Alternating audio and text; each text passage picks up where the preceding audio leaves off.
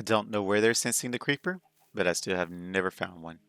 Hello to all you crazy people out there and welcome back to Minecraft. I have many big things planned today and I have big things that I've already done. So I'm actually very excited for today's episode because of course, we're finally going to finish working on the village hall there. But before we do that, something that I have done is this. You're probably wondering, what is this? Well, I guess I could show it over here actually. It is this. I have lots of iron now. I am fully stocked on iron. I could probably AFK and get more iron. Well, I definitely could, but I'm thinking this is enough. Maybe. Hopefully. It should be enough. I'm hoping it's enough. But with that iron, we should be able to finally make all the chains that we need so we can get all of our lights hanging up. So that should be enough lights for that. But I'll show what that tower is in a second. First, to explain this railing here, I'm sure most people can already figure it out. Since I have a tower for iron, so that means I have an iron farm, which means I have villagers. But then where would I get the villagers? Well, I finally took the villagers out of the hole over there, where I had the zombie villagers. Cured them, carried them all the way over here, set up a village breeder. Well, an automatic village breeder because I didn't want to touch it if I didn't have to. So I don't have to go in there and give them food. They just harvest for themselves and feed each other and breed when they have space for it. Then the villagers come down here and then I click this little button. They just come out with a little mine cart. So I got this design from, I have no idea whose names they are, but I will leave a link for that in the description so you can get this farm because it is a very good farm, I would say. Village breeder. So they just, like I said, they harvest and feed themselves. It's a 9x9 block thing, so you get all the crops that you need. I did kind of get a little impatient, so I threw in a stack of carrots. Well, no, I didn't. I went in and just bone mealed everything. Because they weren't breeding very fast, but when they have enough space and they have enough food, then they breed pretty much non-stop. I thought there was a cooldown on them, but I guess that's not a thing in Bedrock. I guess. But yeah, they breed non-stop, so when they have space, which is anytime that I shoot one of them out, then they start breeding again. But we don't need to worry about them right now. I'm keeping them in there for safety. So the other thing is this tower over here, which goes all the way up there. Like I said, that's the iron farm. That one was fun to make. I made this a little pretty. I'm going to do more to it whenever I set up this room. But you get a view of the tower going up. You can't see outside the tower because the water is too thick for that, but you can at least see the tower. But after that, then everything else is blurred and you just kind of ride up in the water. It does take about a minute to get up here, but once you do that, then it's just, you get to see the beautiful sights. So from up here, you can see the base and it's just coming together so nicely. I can't imagine, like I can't wait to see how this is actually going to look when I actually have everything set up and all the walls built and all the towers built and then the roof of those and all the lava going out everywhere. Like as soon as this is completed, that is going to look absolutely stunning from up here. You don't have to worry about trying to fly around and see everything. You can just see it from here, which is why I have the glass so you can just kind of see it. Maybe I'll expand this a little more so you can just walk above the base. I'm not sure yet. I might actually connect it to my other towers because I will have other AFK towers up here. I'm going to have a creeper farm over there. And I think that's it. I don't really need any other towers up here because I have a zombie farm over there. You might be saying, what about a skeleton farm? Well, that's right. I actually have one of those too. So this I found completely by accident. I wouldn't have stumbled upon it if I wasn't too curious. So curiosity is very good for me. I'm glad that I'm as curious as I am. But I was going over here, clearing out trees, and then I saw this hole. I'm like, what is this hole? Why? Like, I was like, I could just cover this all up and ignore it. Because I mean, like, I'm pretty sure it connected to the cave over there. But it actually didn't. I was standing here looking at something, and then some skeletons started shooting at me. I'm like, why are skeletons shooting at me? I'm like, hold on, is there? And sure enough, I saw the cobblestone. I was like, no way. And there it is, skeleton spawner. So I have a skeleton spawner right next to my base, which is the perfect placement for it. So now I have infinite arrows and infinite bones. Perfect, I would say. Absolutely perfect. Very beautiful. It's very close to the surface, so I don't have to do too much with it. Or I could bring it down. I'm not sure if I want to pull it above ground or have them carry it below ground. It depends. It's completely aesthetic. So if I want them above ground, I guess that would be, where is that? I probably should have took note of where it is. The spawner itself is, we'll say here, 955 2946. 955 2946 right here. So this is where the spawner is, which is almost in the center of my tower. I did not, that could not be any more fortunate. So I guess we'll have our skeleton spawner here. So it'll be inside this tower, which means it'll be below where I planned on putting the creeper farm. So this will just be our mob farm then. That actually worked out flawlessly. Like that was just chef's kiss beautiful. So we'll have our creeper farm right above here is where I planned on putting it. And then the skeleton farm will be right here. That is actually just, I am so happy that it makes me super happy. I'm so excited to work on that now. So that'll be perfect for our little mob farm over there. And then of course we have our zombie farm over there, which has become a bit irrelevant. Not too irrelevant because I can still use all the rotten flesh to trade with villagers, which I will definitely be using as soon as I get the villager hall set up down here. So as you see, I haven't worked on anything else in here. I kind of want to make sure I do all of that on camera. I was very tempted to finish it, but like I said, I want to do it all on camera. I guess I could have done it off camera. It wouldn't have mattered. It's just me filling in holes. But I haven't done too much with that. The only other thing that we need to update on is, yes, I did the thing. I actually did it like almost immediately after finishing my recording. I expanded this by 1 block. So it is now beautiful and symmetrical. It's 26 and 26. So this is now pushed over by 1 block, which is why there is a beacon over here, because I didn't want to have to do all of this the slow way. So I went into the nether, killed a couple. Actually, no, I didn't have to kill any more skulls. I already had 3 I picked up before in one of my previous episodes. So I used the 3 that I had, and I have 2 extra just in my chest already. But I went down under into the deep slate, summoned the wither, killed the wither, got another star, made another beacon, and then used that to deconstruct all of this over here and then reconstruct it. So now we have 3 beacons. I need to go and kill another wither, so I need some more wither skulls so I can get 1 more skull, summon another wither. Then we can have 4. I plan on having maybe 3. I'm not entirely sure. I'm not sure how I'm going to do that yet. But I will have a beacon tower set up here. It'll be in the back of the throne room. So I'm having my treasure room.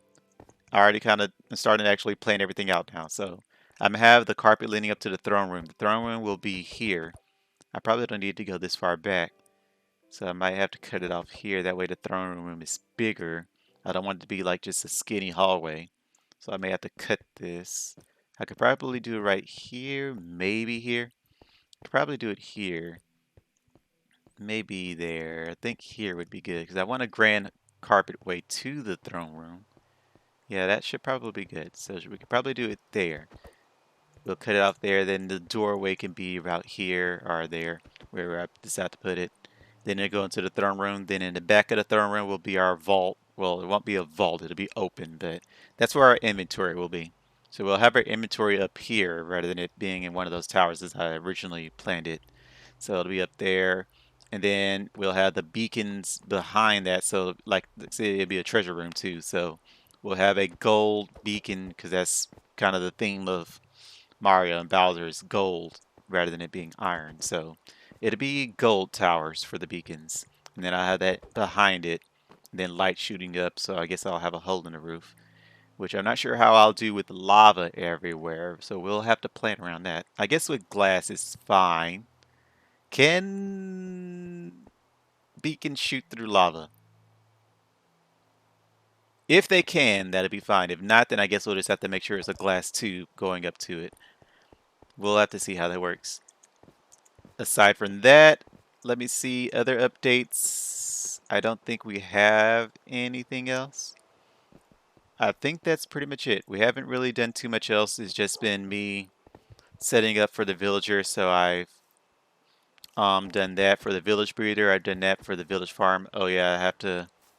Like I said, this will be a little segment for me to actually show how I even got the villagers up there for anyone that's curious. So I'm gonna include this here, a little clip of it. I had to build a very tall, I guess, essentially a ladder, a tower, whatever you want to call it, with me having put rails on all of them, a couple power rails in between. I was actually in the negatives dealing with iron for that because I had no iron. As you can imagine, I used all the iron that I had for my chandeliers. So I had to go out and farm more iron and then use all that iron to make rails and then use all those rails for all of that. Even then, I still didn't have enough, so I kept having to go out for more iron until I finally had enough. I was running out of gold because I used the gold for my beacon, so I had to go get more gold. And then I used that for my gold powered rails and started to use that. And then also at the same time, I had rails going over to the village farm, so I had two rail systems up at once, one for the village farm and one for the iron farm. So I was just in the absolute negatives. I had to use iron to make iron. But oh, when I finally got that set up and we had all of this iron just flowing in, it was about maybe a stack, maybe I think how much about maybe 3 stacks per hour, maybe about 3 stacks. It might have been two and a half to 3 stacks per hour. Actually, I haven't even shown the actual farm of that, which I'll also include a link in the description for that because none of these are my design. I'm far too lazy to plan all that kind of stuff out. If I can land on it, which is very hard. So this is the design for the um, iron farm. I only modified it very slightly just for aesthetic reasons. I don't know why I cared about that, but I put leaves on the side and then I put the frog lights in the corners. I had it without the leaves on the top, but then I guess an iron golem spawned on top of one of the frog lights. Because I noticed that when I was sitting up here for a little bit, I got 0 iron, so I flew up here to see what was happening, and it was just an iron golem roaming around the sides of it, so I assumed that he spawned on one of the frog lights. So then I put leaves on top of that, and now we've had no problems with it. So this is how this works. You have the chamber for the iron golem to spawn in. You have the staircases going around to make the edge, and you have all of those water logs, so it pushes the iron golem in the center. He gets taken down by the lava kills him, then he just drops his iron inside of the hoppers here. You have the beds here for the villagers up top. I have 12 villagers. It was a couple more, but that was only because I was trying to get rid of the nitwit in there, so I gave them some food so they could breed, and then I killed off the nitwit, and then by accident I killed off a couple other villagers trying to kill the nitwit, and it just worked out in the end to where I had 12 in there, so 12 villagers, 12 workstations, and I think it's like 20 beds or something like that. I don't know what the extra beds are for, but like I said, link in the description so you can check this out and have the actual creator of this design explain it for you. So aside from that, I think that's it. I haven't chipped away anymore at the mountain. I won't be for a while. I have no reason to. Oh, I guess I could explain that too. While I was out digging for sand for glass, because you see I have a lot of glass here, I found a treasure chest in the top left of the map here. I'm going to zoom in for you to see it nice and close like. But while I was digging for sand there along the beaches, I just happened to come across a treasure chest. Didn't have a treasure map for it, obviously. I was just digging for sand. And then I just came across buried treasure. So I found another Heart of the Sea. I think it was also gunpowder, TNT, and I think that was it. Gunpowder, TNT, and like maybe some bones or something in there. But nothing else special aside from the Heart of the Sea. So I now have 2 Heart of the Seas. Well, one of them I already turned into a conduit, but we'll turn this into a conduit soon enough. I don't know how I'm going to set up water for my base yet, because water doesn't really make sense in a lava fortress. But I do plan on having an aquarium in there, so I guess we can have the Heart of the Sea somewhere around that. So we'll do that. I don't really know yet. We'll set all of that up later. Right now our main focus is getting the villagers in there, so we should probably start on that. I have gotten a little bit more clay. I don't particularly need it. Not right now anyway. I definitely need to go out and get more terracotta at some point. So we'll go out for more terracotta because I don't think I have enough. I don't know where I put my terracotta. Is it in my inventory? It's in my inventory because I plan on going out to get more. So we have 2 shulkers of terracotta. So it should be, well, I guess 1 shulker because both of them are like halfway. So it should be enough to at least finish like the base floor, maybe some of the top floor. Not really a priority right now. But I guess we've, as I often do, rambled on enough. I think that's all of the updates. I like to do the updates before I start building, so just so you know what I've been doing in between episodes. So that's pretty much it. So we should be free to start on our build now. Oh, well, here's one final update. I did test out a village, the Ravengers, the Pillager raid. So I had a pillager spawn, I think it was over there at my chest. So I killed one of the banner people, and I just to test it out, I wanted to see how it worked if I came over here. Sure enough, it started a raid because you have beds and villagers. So they spawned over under those trees and over under those trees and a couple of them under those trees. But they all spawned out here. None of them spawned underground. I didn't have to worry about hunting them down inside of caves. None of them spawned behind it in my base. So it was just quick, easy Totem of Undying. So I got a couple more Totem of Undying. So I got a couple more books. Speaking of books, I guess that's another update. I've just been doing a lot of small things, but I'm trying to make sure I explain everything that I've done, just so y'all are kept up to date with what I've been doing. Um, I made this, so I did make a crossbow. I don't think that's all the enchantments you can have. I think you can have one more. So we'll do that at some point. I think... I don't think I've done anything with my fire protection gear, which I'm not wearing at the moment. Last time I think I was wearing a hybrid, but after I went to kill the wither, I had to wear full protection gear, of course, because fire protection doesn't help. So I just put on full protection and killed the wither and I haven't changed back. I've had no reason to, so I just kind of left that there.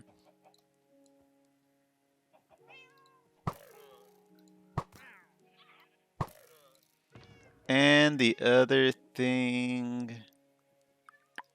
I don't think I've done anything with my So You Have Perished chest. Oh, yes, I did. I enchanted my wings. So I put that on there. I put mending on everything. Let's see, these are the other 2 mending books I have. I would probably be like level 100, not counting all the deaths that I had. But I also used a lot of that EXP for um, the anvil here with combining stuff. So I did that. And I don't think it was anything. Oh, I did finally put looting 3 on this one so that I can use my smite sword again. It's not netherite, but it does have looting 3. That's the only reason I've been using my sharpness instead of my smite, because of looting difference. But now they're exactly the same aside from the netherite, which I don't know how much difference doubles the damage. I will need to put netherite on that at some point. Not right now. Definitely not right now. So that'll be things for later. So I assume that's all we needed to talk about. Just, oh, I like that coloration right there. Red, black, and white. That is beautiful. I like that. But distractions aside, I'm not sure. Oh, yeah, they'll be part of the aquarium. So I'll have the frogs a part of the aquarium. I will definitely try to make the other variants of the frogs. So we'll try to make the cold one, and we'll try to make the... What's the other one we're missing? Because these are the basic ones, right? Which you get for pretty much hatching in any biome. Then there's the cold one, and then the warm. So I guess you need to go to the desert, which will give you like a reddish one. So I guess the lights we have are yellow, right? Pretty sure. So lights we have are yellow, so you get the red one and the blue ones for cold and for hot. So this one is just medium temperature. So we'll do something with that. I don't remember what I did with my fishes though. So if anyone can remember what I did with my fishes, that'd be nice. Because those are tadpoles, right? Yeah, those are tadpoles. So I have no idea what happened to my bucket of fish. Because they're not in any of my chests.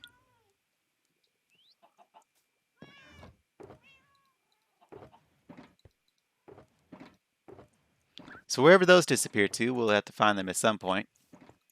But again, all distractions aside, I guess we can finally get started on the villagers.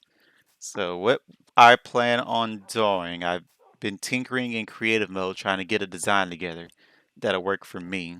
Because I had a design that I also took from YouTube because, of course, I'm too lazy to figure things out myself. So I had looked up the design and I tried it out in creative just to make sure it would work, and it doesn't. I guess that was I think I might have explained this in the last episode. I'm not entirely sure. I don't think I did. Yeah, I don't think it did. So I tested it out and it doesn't work here because the way it was designed was for you to push a button and villagers to be on a piston so they're up when they're safe and then down when they need to be hit by a zombie. But the zombie that roamed behind them would always hit them, regardless if they were raised or lowered. So I had to try to figure out a way to modify it, and nothing I could figure out would work. So then I just looked up ways to have them go for a rail system. So that's what this is all for. So instead, I was trying to figure out how can I have them go from a rail system so when I want them to be turned into a zombie, I can flick a lever or push a button and send them off, and then they'll go into a chamber where they'll be zombified. I go down to the chamber and then send them back. Or I could probably set up that'd be a lot of redstone. I could set it up with a timer for how long I know it would take for them to reach down there, be zombified, and then come back. But that's a lot of work.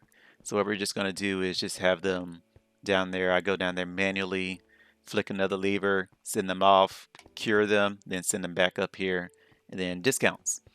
So that's what we plan on doing. It won't be elaborate. I'm going to probably just tinker with it as time progresses. But for right now, all we need to do is just get it set up. So I'm going to have to dig out a lot of this, and I'm going to cover it up again later. What I'm hoping is that I don't end up digging down too deep into the cases and that it's definitely under me. I tested out in creative, so I don't think I'm anywhere near the cave. I'm hoping not. There is like a cave system a couple blocks under us, but that's a little bit below us. We should be fine right here. So this one won't be a time-lapse fashion. It'll just be me snipping around it and just kind of showing progress for it. But what I plan on doing, black carpet. Hold on, I have to figure this out. The black carpet will be here. The towers I have here. I plan on having it with a button instead of a lever, so you just press a button and that sends them down. But the way to do it easily in Bedrock for it to be automatic, because I guess that's a Java thing as well, is when they're sitting on a power rail and you flick a lever or push a button, they don't automatically move, they just sit there. So if you have it slanted, then when they go up and down, so they come up and they sit on the power rail, you push the button or flick the lever and they go back down. Then when they stand back up, they go back up and they just rest on the power rail. So that's one way of getting around that in Bedrock. So that's why I have to dig down. So that way the powered rail is sitting upward and they're just resting here, which means they're still here and you won't have any problems clicking on them. The only downside to that is if your inventory is full, you will not get the emeralds because it'll be sitting on top of them. Something I tested in Creator just to make sure. I'm hoping the experience that they give you still floats its way over to you despite it being kind of an open area. So I'm definitely have to make sure I fill in a lot of the holes that I'm going to be digging out. But those are problems for later. So just give me a moment and I'm at least show you what I have planned with me rambling on. I'm pretty sure it's been like 20 minutes of me rambling. So like I said, give me a moment and I'm going to show you what I have planned.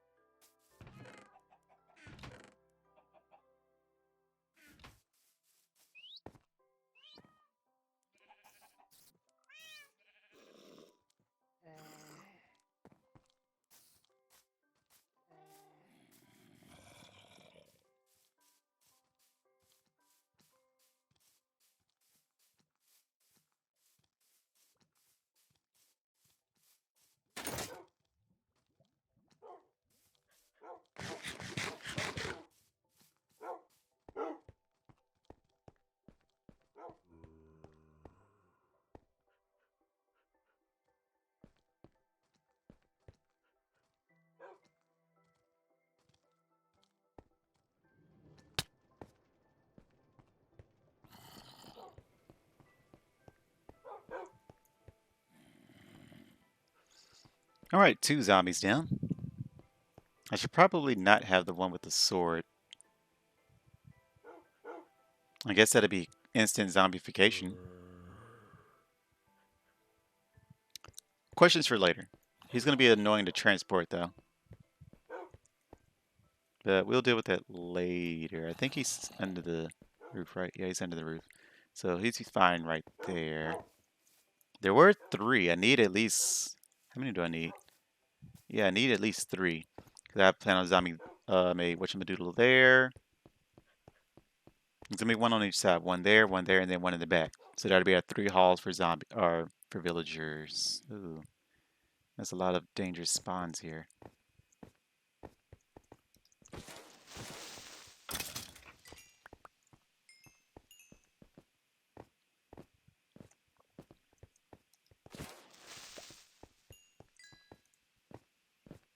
Yeah, I don't know where the third one went, but I guess if we spend enough time outside, we should come across it. Frick! Well, lesson learned, gotta rename them instantly. How does that make sense?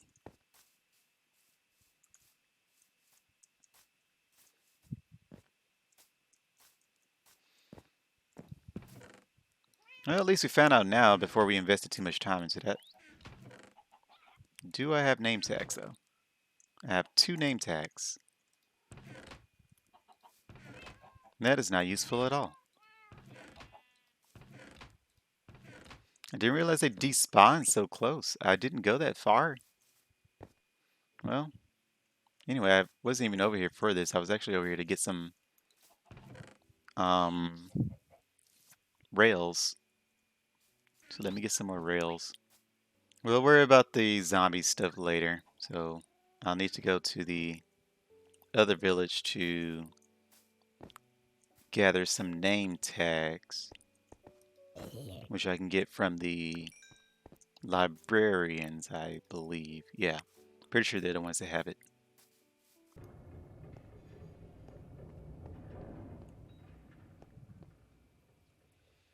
What a fantastic greeting. Real quick before I forget, I am learning Redstone. What I need to do, I need to set this up before I forget. So I've already just about forgot what I did. Yeah. What I end up doing is been, I think it's about an hour, maybe 2 hours. I'm not sure how long it took me to figure all this out. Because I tried to look up tutorials for it, but none of them worked for me, which I'll explain why in a second. But first, I finally need to use some of this endless slime that I have going on here. Let me put these minecarts up because they're taking up space in my inventory. I guess I could put these shulkers up. Don't really need those right at this very moment. We can hold on to that. Actually, I could put those out of our inventory too by setting them down.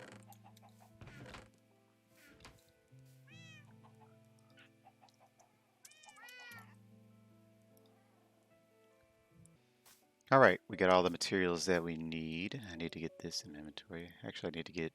No, we get... So what I've been doing, I think I'll start explaining. So I was trying to look up a tutorial on how to make a 1x2 piston flush. Reason being...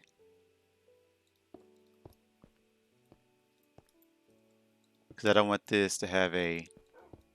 I do need 2 more. Oops. Well, 1 sec. Alright, so what I needed was a 1x2 piston flush because I was trying to have it hidden behind my staircase. The problem was every flush that I looked up, most of them, because it was a hidden staircase, they had the button somewhere down here, which I couldn't do. So I had to look, I was trying to figure out how the system even worked to figure out how to power this thing. I did it on my own without looking up a tutorial, but I was doing it a very complicated way, so none of that was going to work because it ended up taking up way too much space, which again is kind of the big problem here because this is a 7 watt, 1, 2, 3, 4, 5, 6, 7, yeah, 7. And the problem is if I put the button down here, I can't because the carpet is in the way and I don't want it interfering with the carpet, which is also why I had to redesign all of these because the carpet was in the way. So I had to end up pushing these back and figuring out how to redesign that. So it's the carpet is kind of getting in the way here, but the things the price you pay for beauty.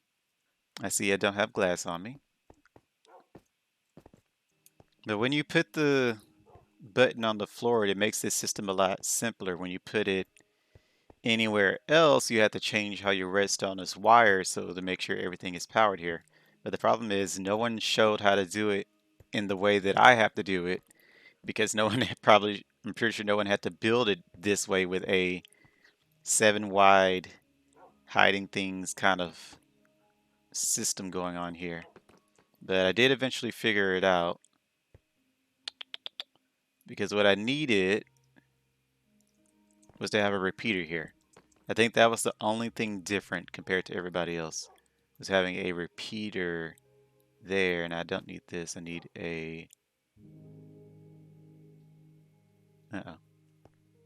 I needed a solid block here. I don't know if a transparent block will hurt it.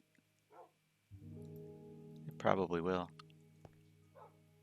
Yeah, because I need that to be powered.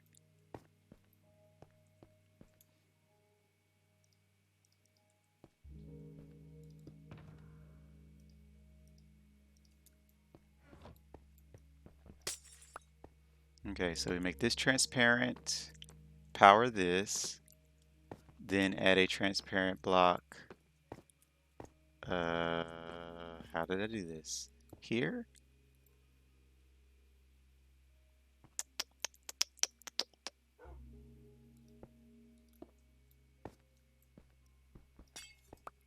Or is it down here? I don't think, yeah, we don't need that one. We don't need a transparent block up here. Needed it down here. Yes, so we put redstone here, redstone dust here. Then we put a repeater here. 3 ticks, of course. Redstone dust here to power all of that.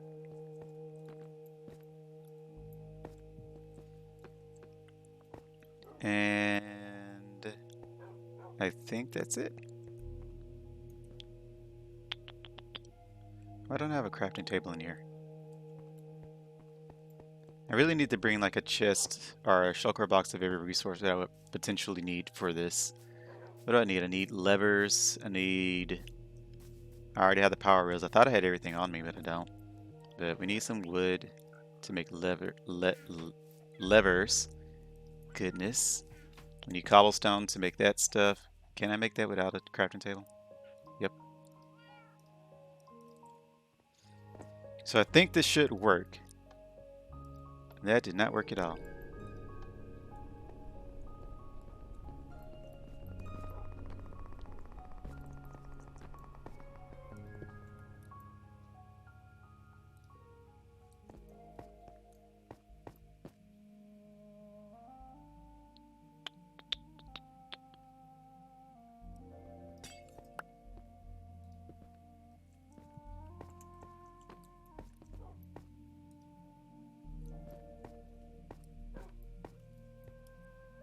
I might need one more piece of glass. I don't remember how I did it. I just came out of creative. I said, let me build this really quick before I forget how to do it. And I've already forgotten how to do it.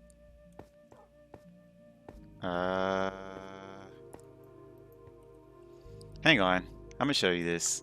I don't usually show my creative world, but I don't really care. Alright, so this is how it's supposed to look. Oh, I see. Oh, I did a lot more modifications than I thought. No wonder. So I put glass all the way up here too. Yeah, transparent block down here. 1, 2, 3. So I needed 4 glass. I was right, but I don't need any up there. So the way it works is the repeater is powering this. Oops, forgot I'm in creative. The repeater is powering this block, which gives that power, so I could put redstone dust on top of that, which then transfers over here, and I had to put glass on top of that, and I transferred the repeater over here for the delayed ticks, because you do need that delay, so I put that over here, which powers this and powers all of that. And the glass, because it's transparent, should power all of that, so it powers that on top of that, and this should power those. So then when I activate the lever, it closes all that nice and neat. And you need this one here because that has to power that one on the bottom, because in bedrock things don't power by touching each other. The pistons don't anyway. So you have to have that one power specifically, or else the entire thing fails and you just have one block that's sticking out. So that's how I have it done. Let's hop back over into the real world. Grab us another piece of glass. Now with that, we can do this. Oh wait. Okay, so that's our hidden door. So I think normally they wouldn't have the redstone dust here. I don't imagine it would work if I got rid of that redstone dust. Yep. So I needed that. So normally they wouldn't have dust there, but I needed it there because I had to like I said, redesign it to fit for this particular hidden wall. So I finally am starting to understand redstone. Before I usually just copied it and maybe make a minor tweak here or there without completely understanding what the heck is going on.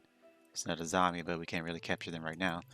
But now I'm actually starting to figure out how everything is starting to work. The repeaters are used to extend signals or power something if you needed to power a specific block, like how I had to do down here. Comparators, I'm not touching comparators yet. The redstone does, I understand, it's just powering stuff, or it's just the wires of it. Transparent blocks are used so you can go up or down with it. So I needed to go up and down with this stuff, which is why I had to use glass to power it there, because otherwise it's not going to power. I don't think I actually needed this one. Let me see if I take this one off. Can I do it without that block? Yes. So actually I had an extra block. I had an unnecessary block. So I only needed 3.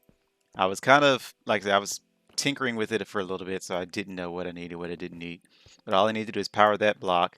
So now that this block is powered, the redstone dust on top of that will be powered, which will transfer its power over here like a wire to go from there to here. And then this is a transparent block, which should enable it to power, keep this one powered right here. I assume that's how that works.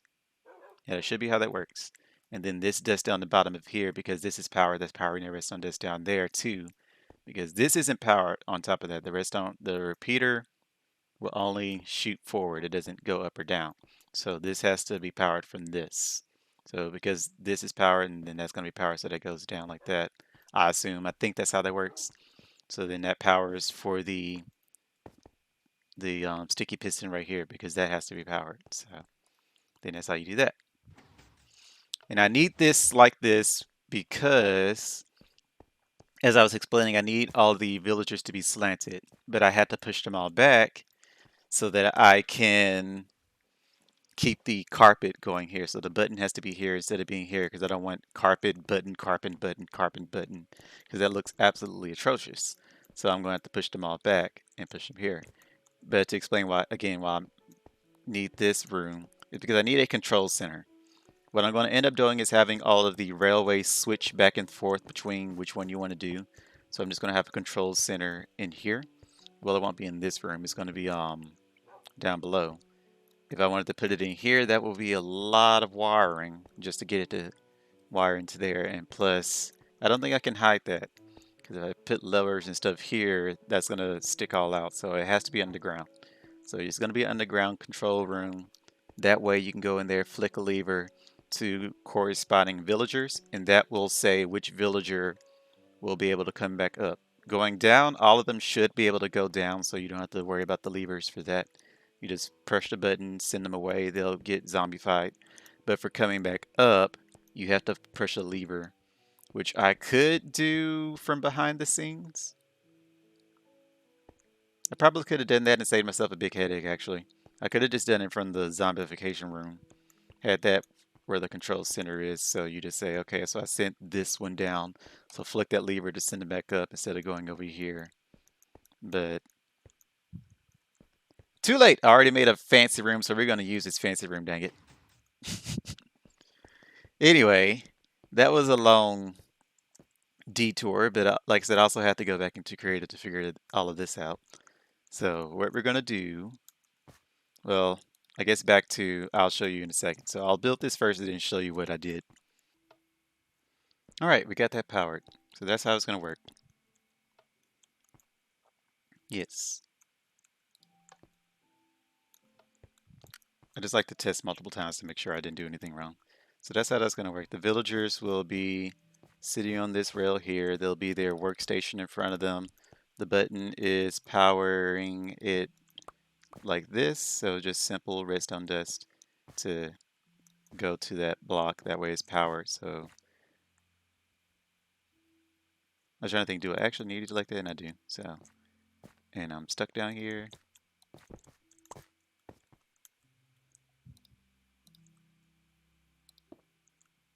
So yeah, real simple redstone for this one. This one isn't complicated. I'll just power it. So when you want to send them down, push the button. I could make it a lever, but then that'll be powered on and off. I'd rather just be default off, so when they come back, they're already sitting and waiting. Because they'll have it powered on, they're just going to fall right back down. So that only needs to be a button. So there'll be a button at every other workstation up to 1, 2, 3, 4, 5, 6, 7. We could have 8. I think we'll have 7. We'll have 7. So 1, 2, 3, 4, 5, 6, 7. And then this will branch off. So that's 14 right there. You only have another 7 going left, another 7 going right. So that'll be 28. 28 villagers is what we plan on having in here.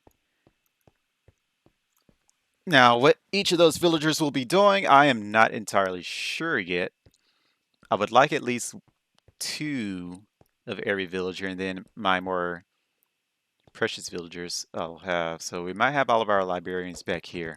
So you can have all the books and all the armor. We'll have librarians, I guess, over there, tools over there, and then everybody else up here. So leather worker, so 2 leather workers, 2 butchers, 2 farmers, maybe. We could have the farmers outside. I'm not entirely sure.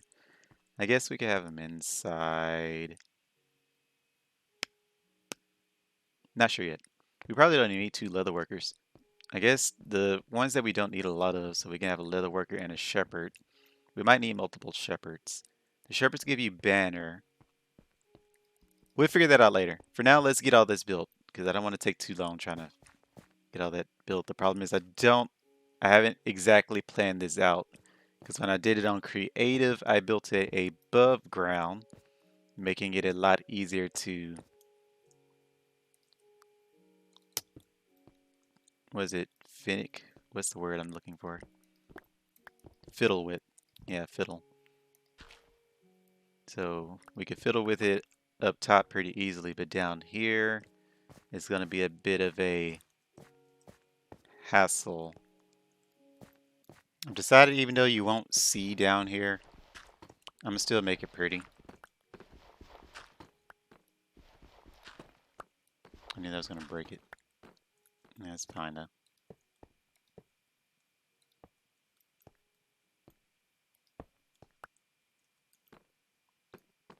I actually shouldn't cover this up yet, because this is where we have to make the control system.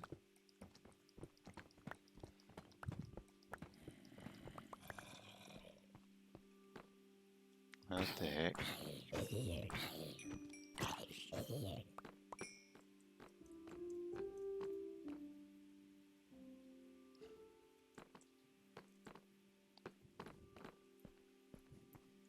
Alright, so the way this works,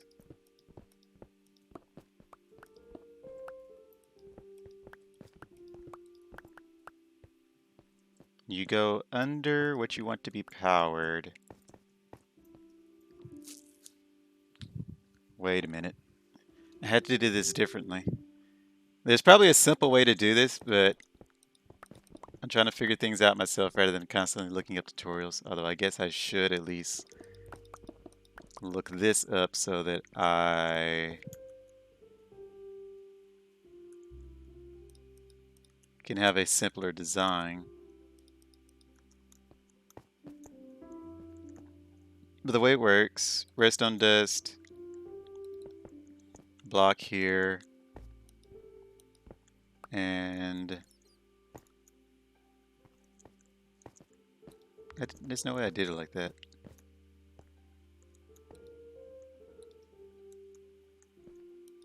I don't think I did it like that. Because I had it hidden, right?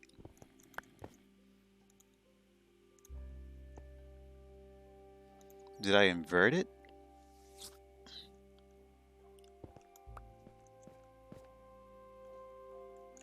I might have inverted it. If that's the case, then I need redstone torches. I'll go back to creative and see how I did that, but I will at least leave this space open for me to work with. So yeah, I have to get these to switch over. I guess I could show a demonstration if you don't already know. So that's how it's going to do. So basically, leaving, anyone can leave. Coming back, though, you have to actually hit the switch for them to come back. I already explained that, but yeah, that's how it's going to work. So when you power these, the turn rails, they change direction from left to right or right to left, whichever direction they're naturally facing, they'll go the opposite. So when we want them to do that, we'll have a lever here, or rather it'll be powered, and then that'll go over to the control room over there. So then we just power that for this one to be number 2 maybe, or I might have them odd numbers, so then 1, 2, 3, 4, 5, 6, 7, 8, 9, 10, 11, 12, etc. So all these will be the odd even numbers, all these will be odd numbers. I'm getting a lot of monsters in here.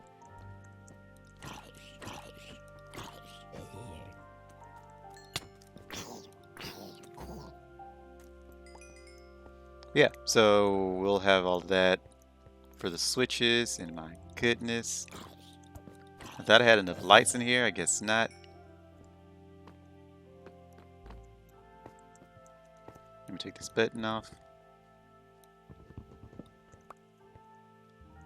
They aren't coming down here, are they? Potentially. Problems for later. Do I have my sword on me? I do. Okay. Yeah, how that's... I'm probably going to have to... Yeah. So I'm going to have to dig under this too. And then that's where all the circuitry is going to be going back to that control room. I'm at 55, so that's where I'll have to dig down for that and connect all the way over there to that room. I should definitely probably... In retrospect, it'd be a lot easier to just, you know, come down here and flick the levers, but I was trying to keep from ever having to go down here, and I'm tired of these monsters.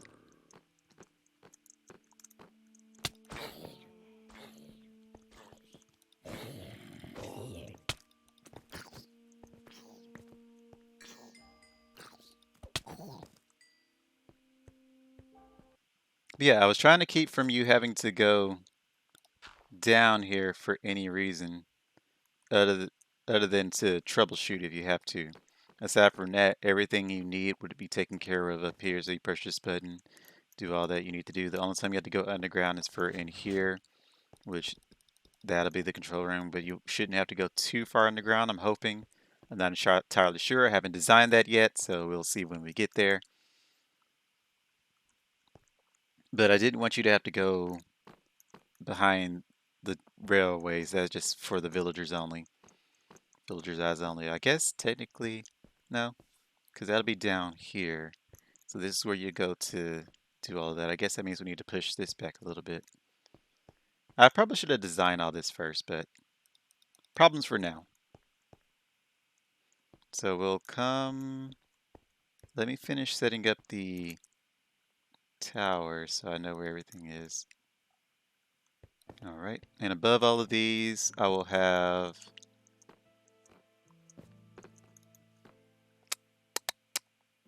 I wanted to use glowstone lamps. I might change that, I'm not sure yet. Maybe I'll have lanterns. Maybe I'll have lanterns, I'm not entirely sure yet. So, I might play around with it a little bit. For now, it's planning on being glowstone though.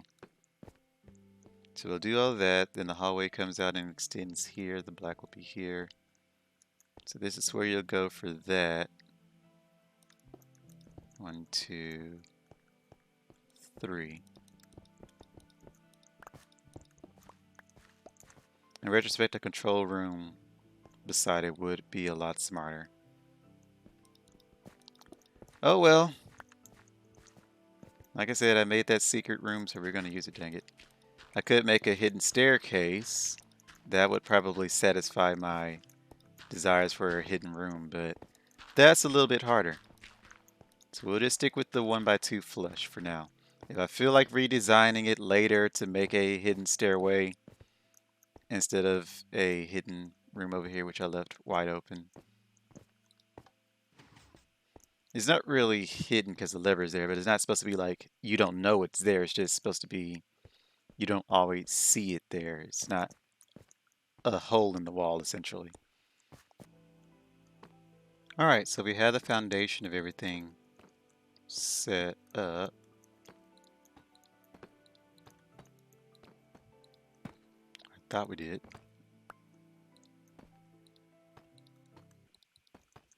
Okay, now the foundation is established. So this is one side pretty much done. I have to do the wiring underneath, but we'll worry about that later.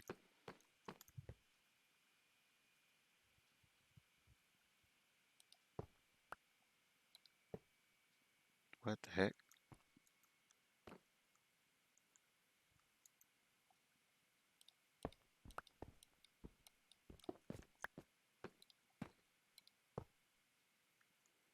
Can a power rail not curve? I guess that's the case.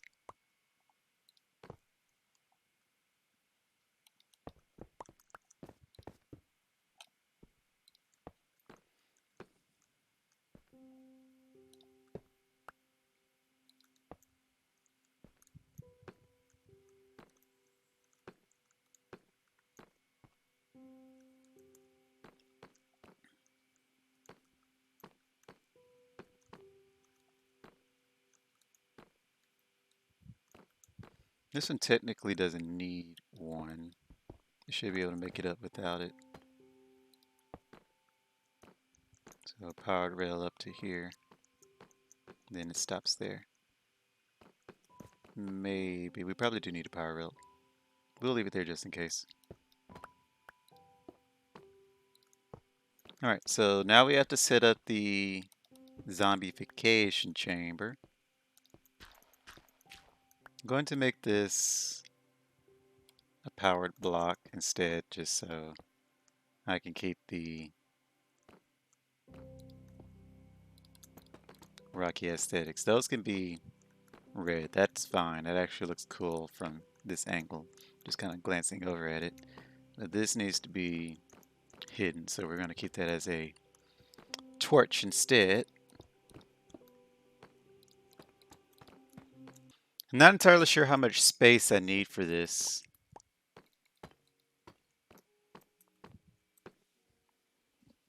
I probably should have taken note. If you can tell, I'm just kind of doing things on the fly willy-nilly. I'm planning, but not properly planning. Alright, the room is mostly set up. I need some more lights. I forgot to get that. But all we need to do now, if I can remember how to build it, that's how it needs to look. I forgot something. I need to actually raise that. So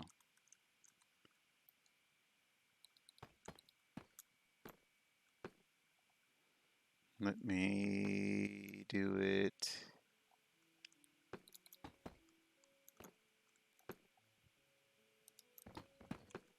I either raise it or I lower this floor, one of the two. I guess we'll have to lower the floor. Because I don't want it to be too close to the ceiling.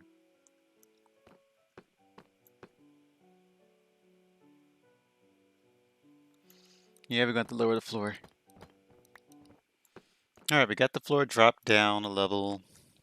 I got my little whatchamadoodle stairway to freedom back up. So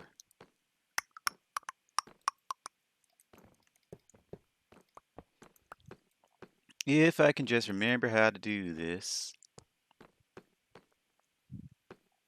So let me put my lights in.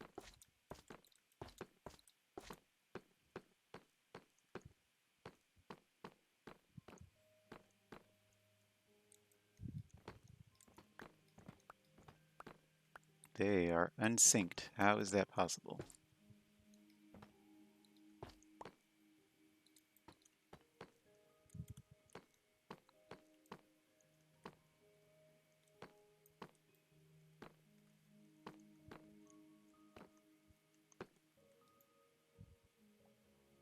No, they aren't. Yeah, they're fine. Okay. I was about to say, how is that even possible? Yeah, they're fine. I kind of like that little pattern. Looks pretty cool. But to focus on the matter at hand, stop admiring my work. It's very lovely work, though. We need to...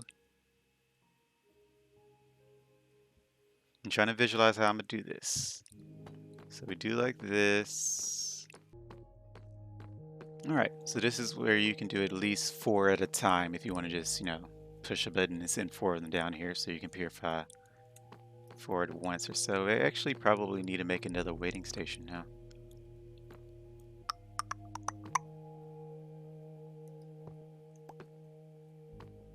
We will turn this into a waiting station. Which means we probably don't need all of these powered rails. Well, we need that to... Yeah. Do we? Yeah, kinda. I didn't really think that part through if you try to send more than one down here. Because then it'll all get stuck there. We don't want that, so I'd rather have them waiting here. I could have one of them waiting here. That would be at least 3 of them waiting, but... Actually, yeah, we can't even have a waiting station here. Because then I would have to... Well, you could push them, yeah. You could do that. We'll just leave it simple. We'll leave it simple. So we could have 4 of them. I guess if you really need to, you could have 4 of them down here at once, but that'd be a little bit harder to do. Because like I said, this station isn't meant for more than just 1, maybe 2 at once. You could try more than 1, but I haven't tested that. I've only done 1 at a time. And I just wanted to make sure it didn't keep breaking, so.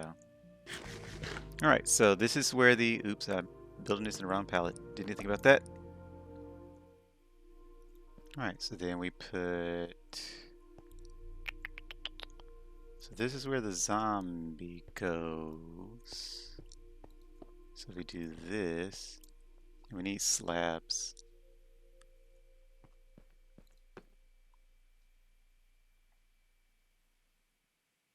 Can you turn these cracked things into slabs?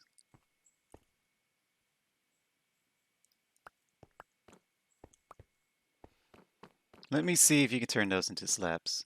You cannot.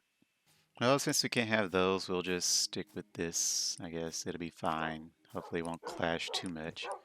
Oh, I forgot. I need glass too. So get that while I'm out here. Somewhere. Way over there. Nighttime is coming, so that's kind of helpful, but not really. We're going to sleep for now. I need it to be 1 more day cycle. Because there's no point in me capturing any zombies. They're just going to despawn. I don't need too much glass. That should be more than enough. Oh wait, I do need more glass than that. Just give me a stack.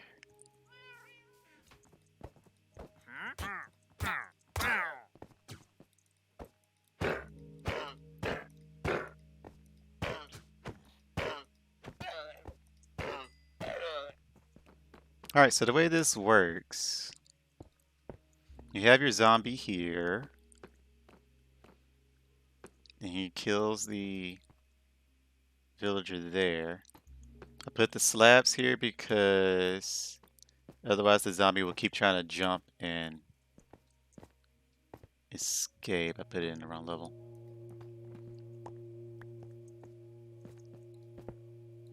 He's not able to escape, he just keeps trying to jump. So I don't like that. So this will keep him from jumping. because then he doesn't try to pathfind to get out. So, we need. I got rid of my stairs. Why would I do that? I imagine he should still try to pathfind to kill the villager. Let me raise this a level. I'm just gonna make sure he's not able to escape. At least he's able to hit the villager, so that should work. So now we close that off. Or we will at some point. This is where the zombie will go, and then we'll trap him in here.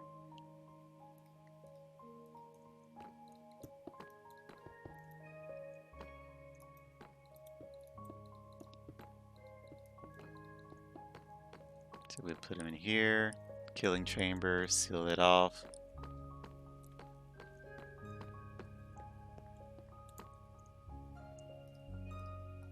And the glass is just so you can see what's going on. There's no other real reason for it.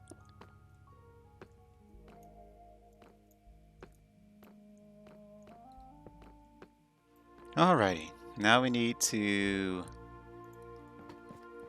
drop down here. Didn't mean to do that.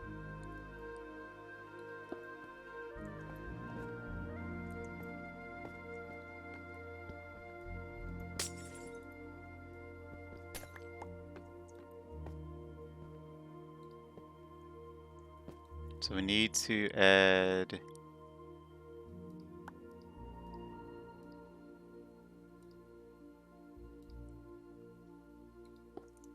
some redstone dust here.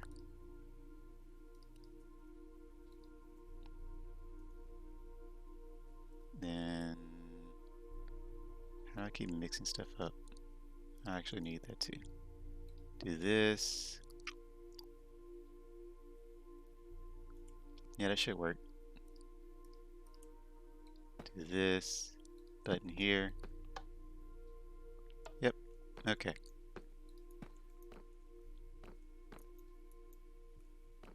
I don't like that that's visible though. I guess it doesn't matter too much as a chamber, so it doesn't matter if you see what's going on, but I do like to keep my wires hidden, so we'll try to do that a level lower. How would we do that? Can't do it from this close, so I guess we just have to deal with that.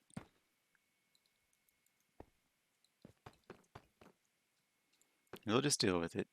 It's fine, I guess. Makes you a bit claustrophobic, though, being this close, kind of seeing what's going on. So then you can just see them over there. So all you have to do is just come over here to release them. There's no reason to be over here. I could build the wall around a little bit more, but you can just walk around, see them that way. We'll add more glass so you can do it without getting hurt. Do it this way.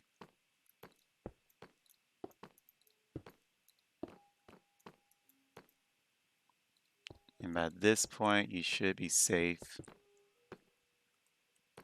If you need to go in, you can. We'll leave that open. Plus, I need to bring the zombies in anyway. We only need one zombie. I wasn't expecting to use that much glass. Kind of improvised with more glass, but it's fine.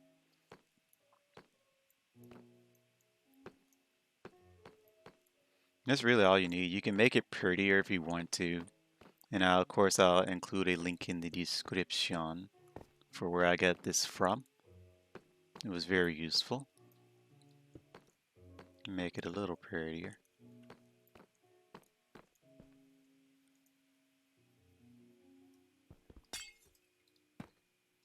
Wrong one.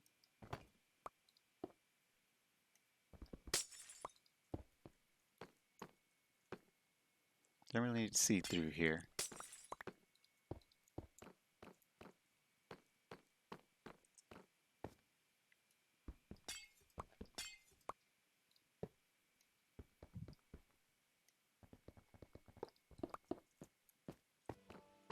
Alright, I think it's ready.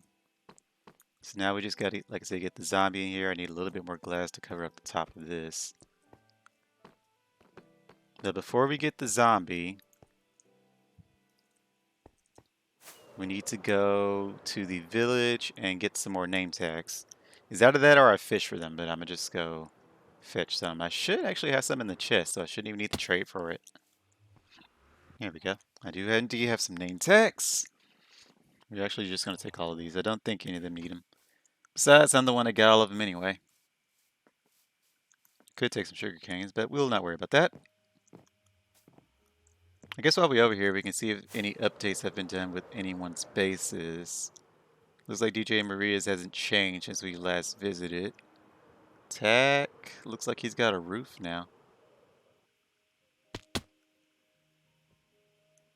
And he has a doorway. It's looking pretty good. Don't know where it... What the heck? Don't like that. How in the world do you... That's... There we go. So I think that goes up to his secret room. And his mining chambers. Let me see. I really like the roof.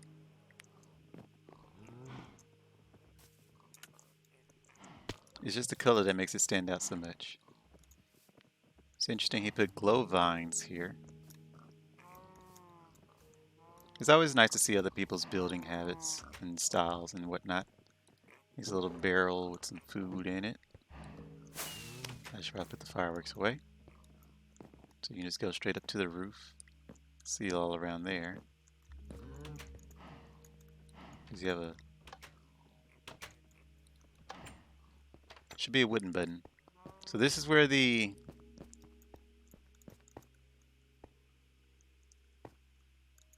That must be where he's mining at. See, he's made him a little station. He's got a bit of resources. I think that's not the sword that I gave him, so I guess he has his own sword now. Battlebird. He's killed a couple of whatchamadoodles. He's got a bit of this.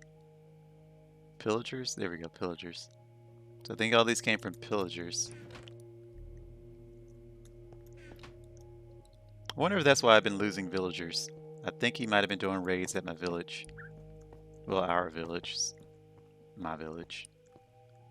What does this button do? Does nothing. I was actually about to be super impressed if he had redstone.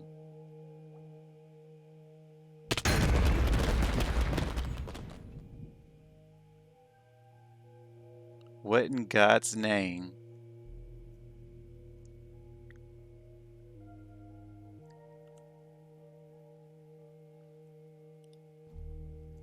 What is this?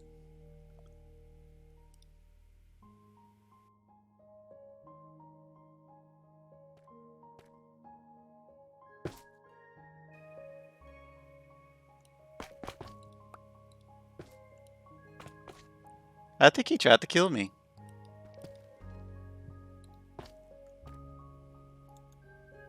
I was expecting water. That actually scared me way more than I thought it would. Who digs straight down like that?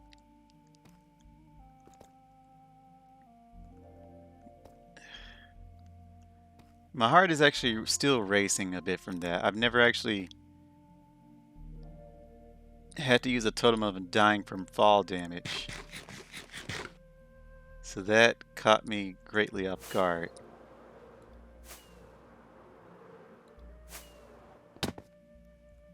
So never doing that again. I think my friend actually tried to kill me. How does he get up and down that? I see the water, so I thought there was a water. Like I said, I thought water was down at the bottom of it. Instead, it was death. I lost a totem of undying visiting his base. I'm going to yell at him now.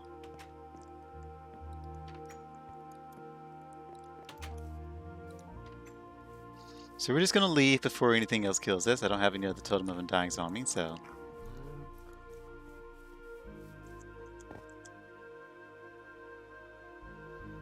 We got our name tags. All we need to do is just make a couple names.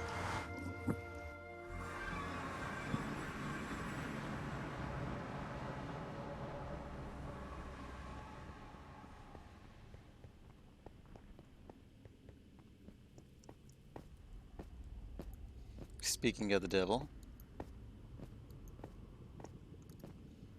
tempted to go and slay him. We'll leave him alone for now. Let's go get our zombies.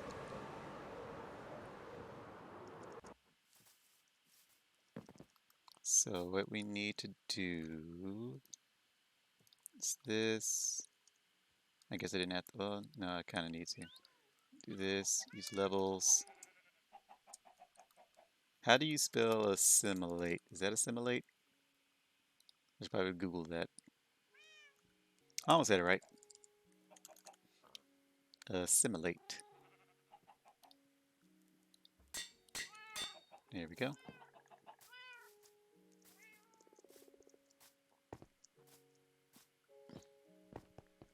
Uno zombie.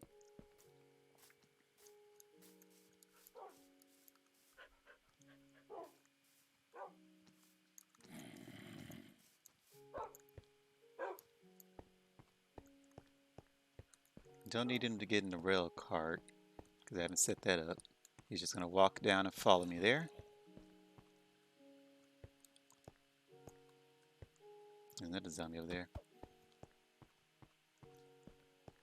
I probably should give him a sword or something just so he can kill them faster, but it'll be fine like this. I didn't bring a shield with me. Didn't think about that. Let me get my stuff ready.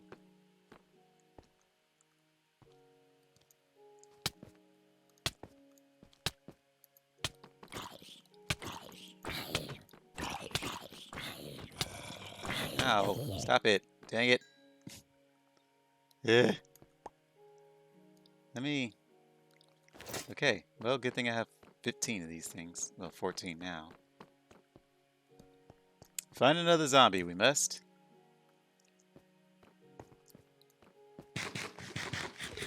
I guess, if anything, I could... Yeah, let's do that. We're gonna put rail race. I actually did that in my testing world. I don't know why I didn't do that here. Didn't really think about it. Do this. Take one of these. Then all we need is this. There. Don't particularly need this garbage.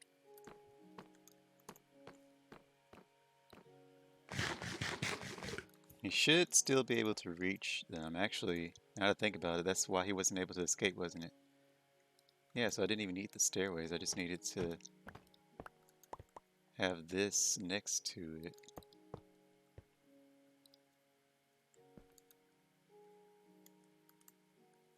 Then if we scooch it over, I want to scooch it just a little bit, not a whole lot. It's kind of more in the middle, but I guess that's not going to happen. So we'll just get rid of the rail.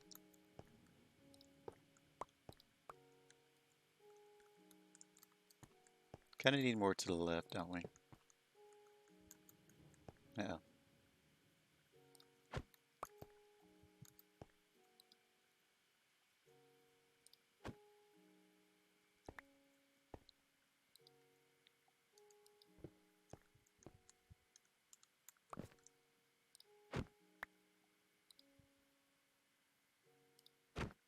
Why is it so hard?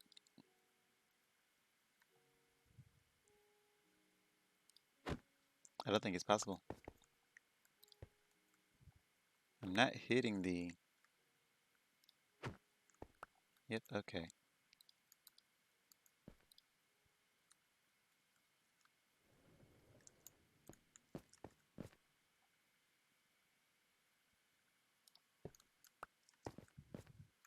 I don't know what his range is. I guess if anything, we'll just do this. Put you here. Get on it. Scooch a little forward, get off, do that, and now we're done. Alright, so that should be good. That way that we don't have to worry about the zombie going anywhere. He just sits down. He'll stay focused on the... I hope he stays focused on the villager. I could leave it with the stairway. Well, this would be easier for me to capture them. I don't know. We'll see. I don't know. And now it's daytime. Well, so much for that. Doesn't my base have dark spots? Couldn't I get one from that? I guess I don't know what I do if I get rid of some lights. We'll get rid of some lights to see if any zombies spawn.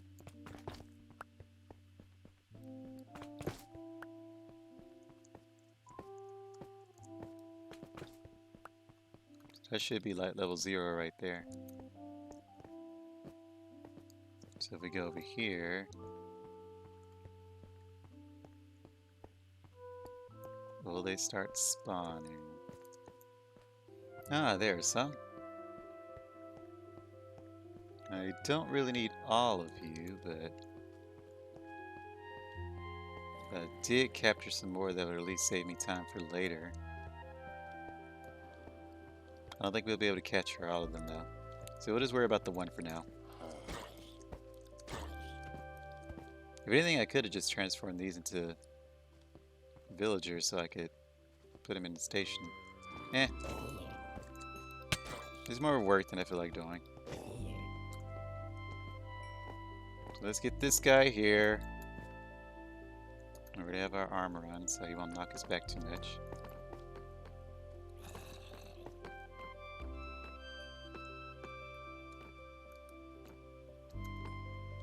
Should have got my shield. I still haven't gotten my shield. So if I scooch him up a little bit, should be good there. Don't even have to seal him off really, but I prefer to seal them off.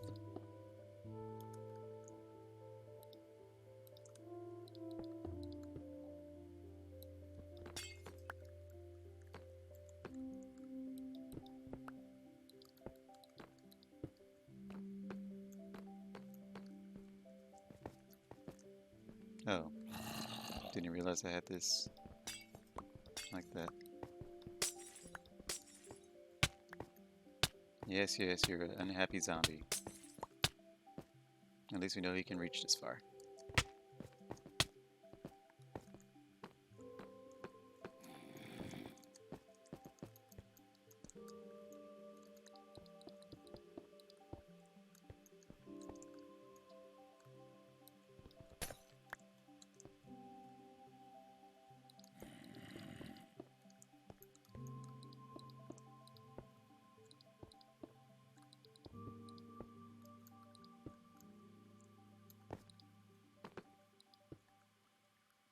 Alrighty. He's nice and closed up.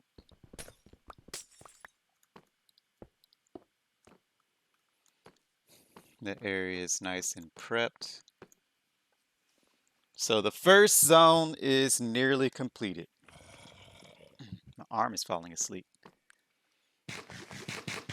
So all we need to do now, make sure he's not too close to it. I should have really gotten my shield. Where is my shield?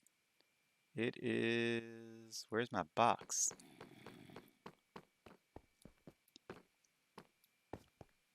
The shield should be in... Oh my goodness. I don't have my wings on. I'm just making everything worse for me. Shield should be in here. I need to make a new shield and enchant one. Give it... Can you give it thorns? I think you can give it thorns. I'm about to look into that. I'm pretty sure you can give it unbreaking. Pretty sure you can give it mending. So at least give it those two. Unbreaking and mending seems to be pretty universal. So we'll try that.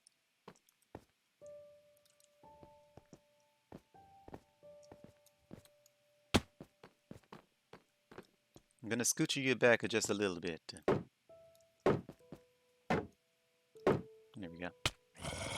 Yep, still hits from here. good.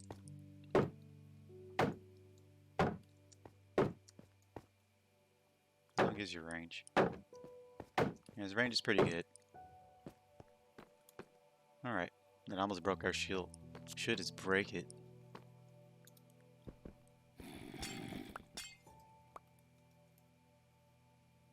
He isn't hitting me from here. Zombie? There he is.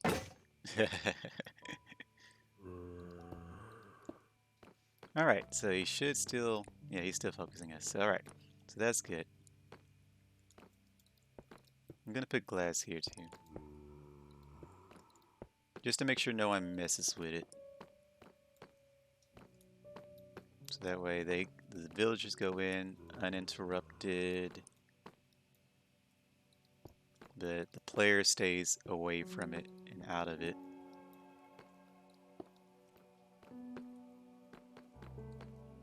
So all you do is just look at them. I guess that's fine. I guess this is technically you still having access to it. We'll just go ahead and seal it off. We don't need it to go in there anymore. So this is where you'll purify. You throw your potion in, splash, whiplash, taking a bath, feed him your golden apple. So we need to put a chest down here that'll have the potion of weaknesses and golden apples in them. Good thing we have plenty of apples we got from the farmer. Oh, Farmer John. Can I seal this off?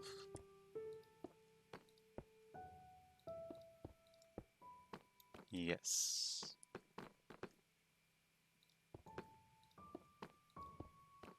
So we can't seal that off. That way no one goes over there.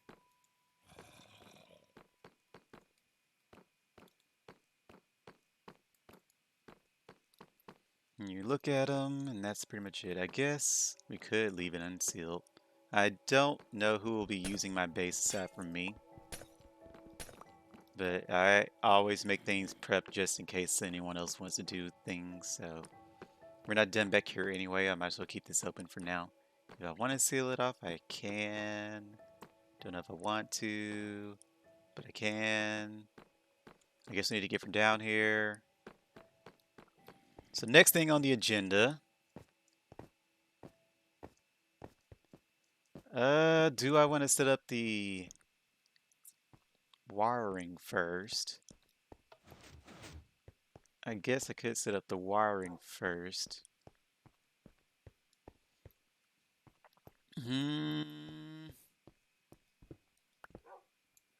What level is that at? This is 58 and 58. Let me put in our lights. Alright, so from here, this is where you go to for the control rooms. We can have one on this side. Actually, let's just have that in the corner.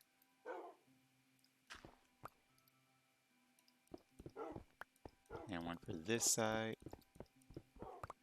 This is the two sides of the trading hall here. This is completely being made up on the fly because I haven't even tried to wire that up to a control room yet, so I have no idea how I'm going to do that. I thought I said 55. Where am I? Why am I at 58? Did I say 55 or 58? I guess we need to light this back up so we don't have any more. Well, we kind of need one more. I guess we'll leave it unlit for now. Where did you come from? What? What was I about to do? Oh yeah, I need to see. It is 58. Okay. Mr. Zombie still knows I'm there. Well, I can't seal myself in, unfortunately. I don't have any way of doing that. So, how do we want to... You really follow me down here.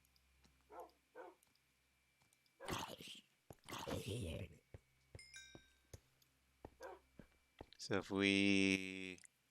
I guess we could have the levers on this side. So like for like 1, 2, 3, 4, 5, 6, and 7. Or I said odd numbers for this side. So 1, 3, 5, 7. Can't really do that in my head. 1, 3, 5, 7, and 9 and 11. Is that 7? No, that's 6 and 13. There we go. So 1 to 13 is what we're going to have to do.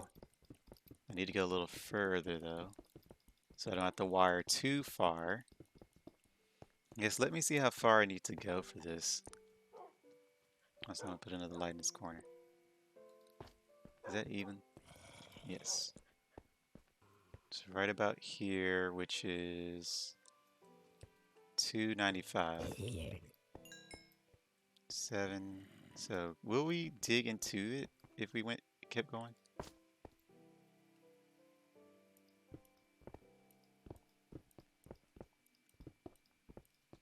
I thought we would. I guess it's closer to that side. Where is it? We must be too far over from it. No idea where Mr. Enderman is doing. So here is what the this one is at 884. I don't need y'all right now. 884, that is way over there. Okay, so that's fine. So we're gonna seal this off. 295, so we can actually do it a little further. We'll do it about 295. That means it's over here somewhere.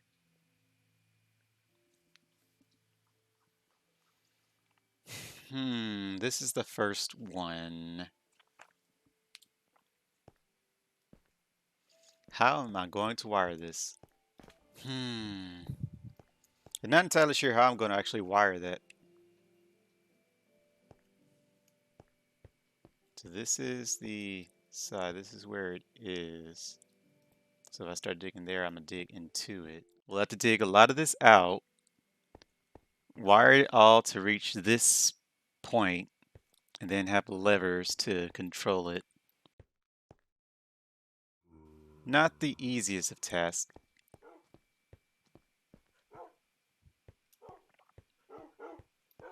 I guess let's do the same thing over here at least. Just get it prepped. Alright, second side down.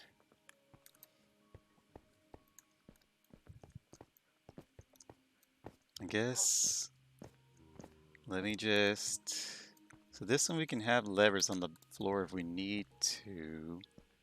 I don't have to worry about this one being too pretty. It's kind of like the basement, so this is where all the not so pretty stuff can go. I could make it pretty, but I will later, not right now. I'm just trying to get the circuitry line up. So this is where the first one is. There it is.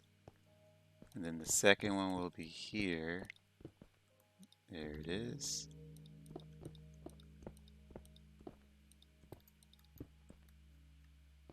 Okay. So that's where they are.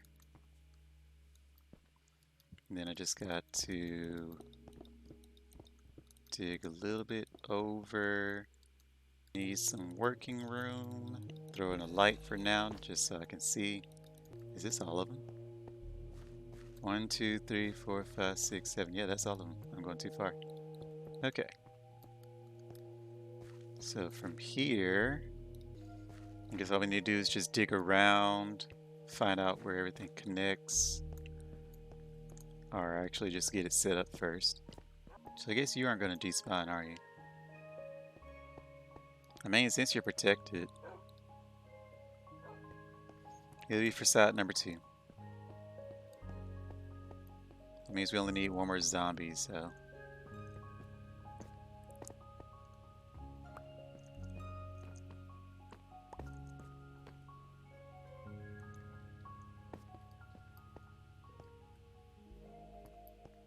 Wait, hold on.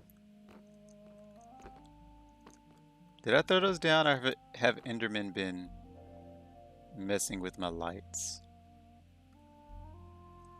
I'm not sure. No, Endermen don't drop them. They place them, right? Pretty sure. So I guess I just threw them some? I don't remember that. No, this is where that all goes. Let me see. Where am I? I'm right under there, so we just need to get to that.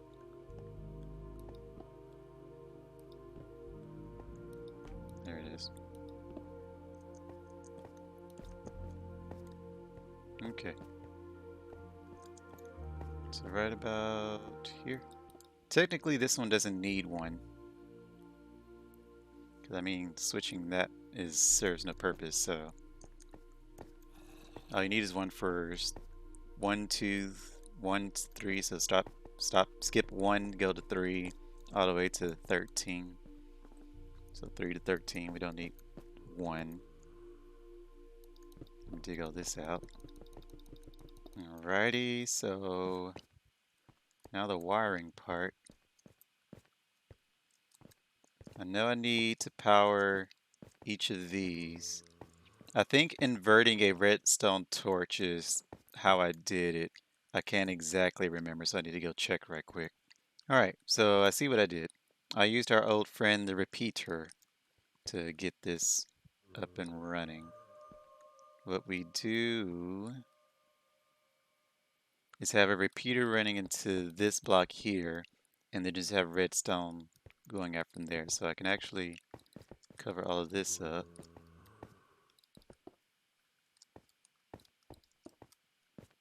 We'll do that.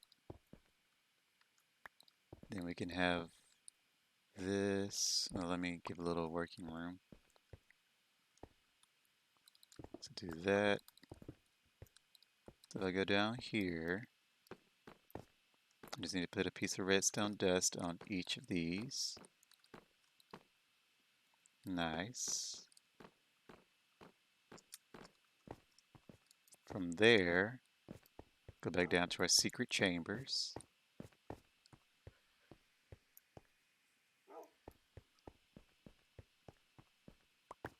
We add a repeater going into it.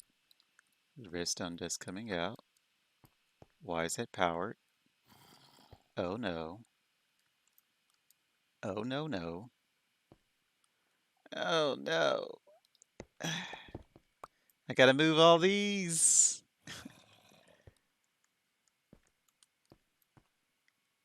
Oh why? Oh why? Oh why? What if I could do a double repeater. That way it isn't affected by that. Would that be a waste of a repeater? Because then that's an extra 6 repeaters that I don't want to just waste. Is it a waste? I have plenty of stone. Fine. Instead of redesigning all of that, we're just going to use the repeaters. So I think I changed the tick. Yep. The tick speed is irrelevant. It's just powering it, so it doesn't matter how long it takes to get to it. So that's repeater, repeater, repeater. Have dust going out.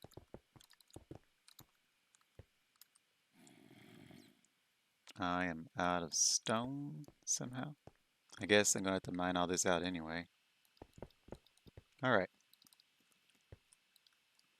So that takes care of the first part. The second part is how to wire all of them to be far enough up here where you don't have to travel to each of them underground. Because if you have to do that, then there's no point in this. So I'm trying to wire them to go back up here, so all you have to do is just come down, flick a lever, go back up, and be on your way.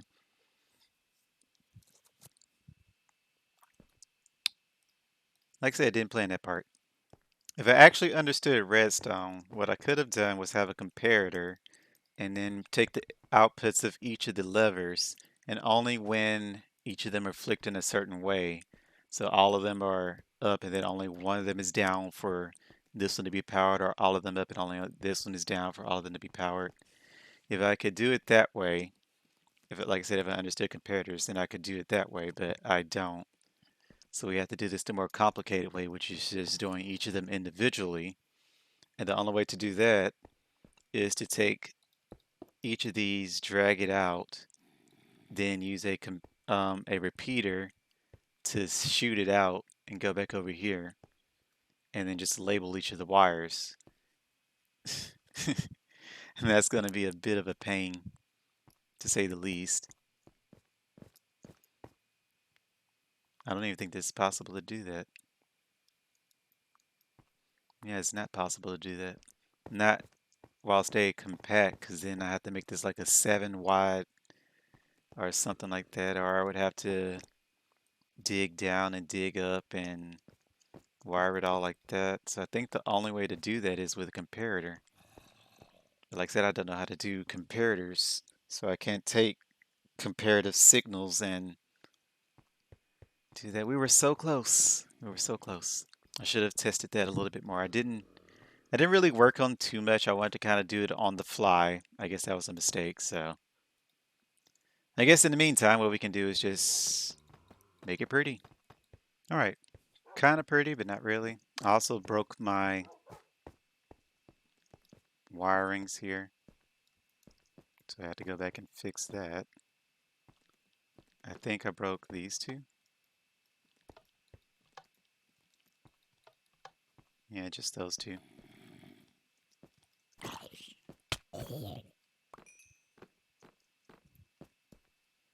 So we just gotta fix this. Yep, they're all good. All right. I probably should have set up my librarians first, but we'll worry about that later.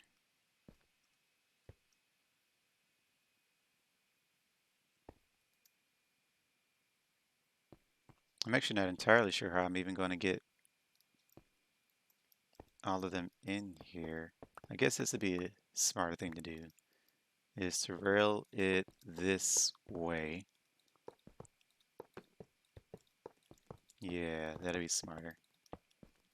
So then it just stops right here. Then I break the rail when they're in here, so 7. So what we're going to do now is just get the villagers in here, or start getting them in here. Should probably get rid of you. We'll worry about you later.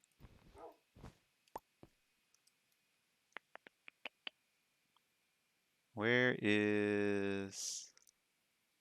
I don't have one.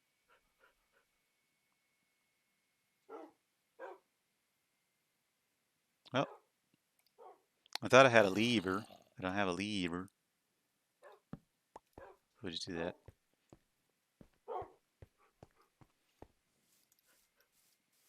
Alright, so let's go fetch the villagers.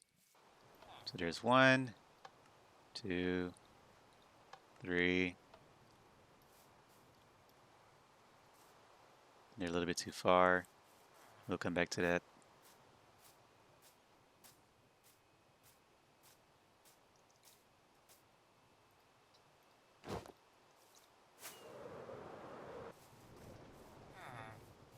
I think they're gonna back up, right? Yeah, they back up. Don't push them down, you dingus.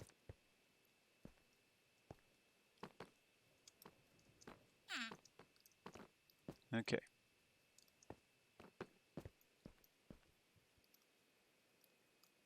Perfect. So now we get rid of this.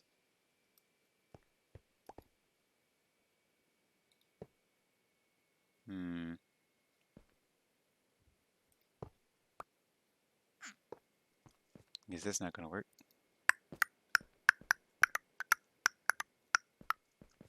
I don't think I can power that though without powering everything else that's going on around it. Maybe? Let me see. I put you over here a little bit. You stop going the other way. Stop it. Stop it.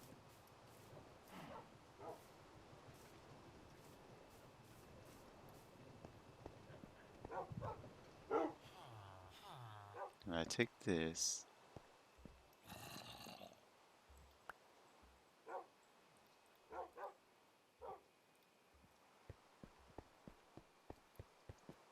Let me see what happens if I...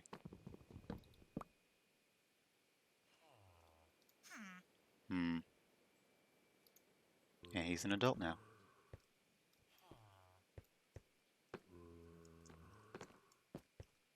Don't do that. Well, I mean, I guess.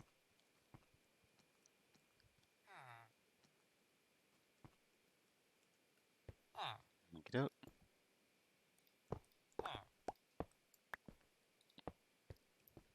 Alright.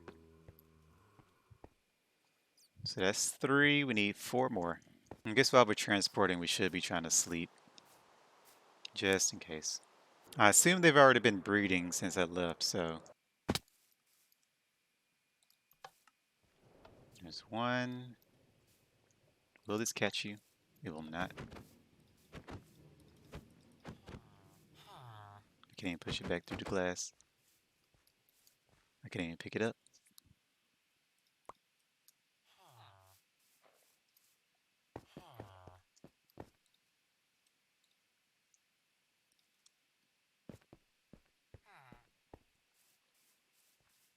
Should be able to snatch him now. Yep.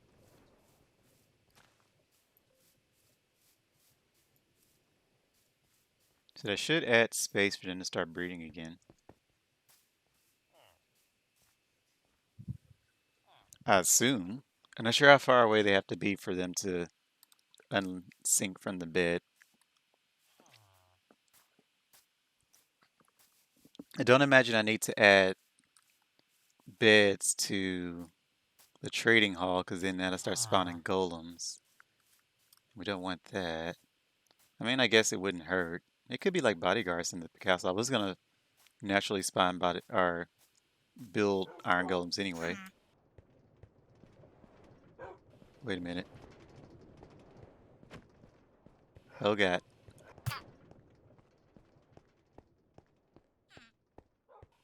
Well, didn't think about that.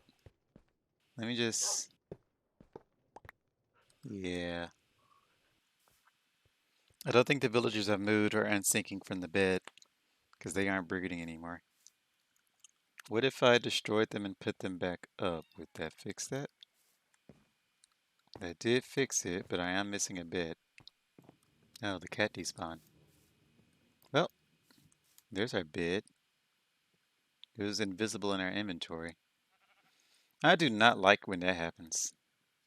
Alright, so I guess we just need to wait for them to grow up now. And then we'll transport them. That way I'm pretty sure or I say pretty sure, that way I know I don't have any nitwits before I move them all over there. Then I have to kill them and do it again, so. Wait for them to not be a baby. In the meantime, I guess I could fiddle with the comparators and try to see if I can figure that out. If not, then I guess I'll just have to look it up. Because I would like to not have to wire a million things over there. If I could just do it with comparators, which, like I said, I'm pretty sure I can figure it out. Well, it'll probably take me a little bit to figure it out, so we'll just probably look it up, and then I'll probably be a lot smarter. I think the glass stopped him. All the same, I wasn't trying to send him back here anyway. Oh.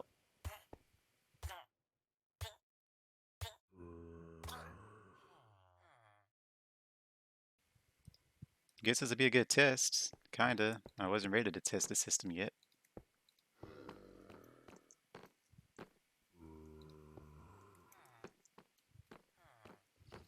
Definitely wasn't ready to test it. Just gonna send him back here. So I figured out how I wanted to do my circuit, kinda, sorta. Why do I have this garbage? I was looking up the logic gates for using a comparator. The problem is using a comparator to... I was trying to make it so if you set it up and you flick more than one lever, it would cut the signal, but that would break it just as easily as it would if you were flicking more than one lever, so I might as well just leave it alone. So I'm going to have a sign to say don't flick more than one lever. Now why did I put those again? Oh yeah, because of the redstone underneath. So what we got to do... Well, that's not what I wanted to do. But what we got to do is just set it up like so. So we have a repeater going into it. That way it can take the signal from the lever and send it straight into there. I'm kind of happy I'm actually starting to learn Redstone now. So if we do this, any redstone dust, let me put this on. I guess we can just do this.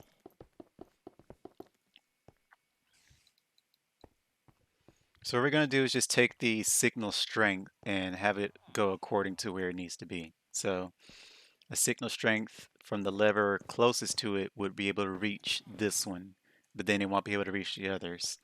So then it'll take take that weak signal, shoot it in there, and then that'll activate the track. So then if you send a stronger signal, hold up. If you send a stronger signal, that'll activate this one, but it also activates this one. That shouldn't be a problem. Assuming that you only want to activate the one furthest from you, that should be fine. Even if you activate all of them, you're probably only trying to send this one, so then you can send that one on this way. If you do activate all of them, you can send all of them. But whichever lever you activate, it's going to start with that one and work its way down. So you just have to know this one is 1, 2, 3. Well, no, this one is the last one, so that has to be the closest lever. So then if I want this one to be number 1, number 1 would have to be way down. Yeah, that actually works in our favor. So that's good. So we just need to count how far away we are from each of these, digging our way up. So let's go from here. Yes. I'm making all this up on the fly, so don't judge me too harshly. So this is 1, 2, 3, which is fine because we don't need a signal strength.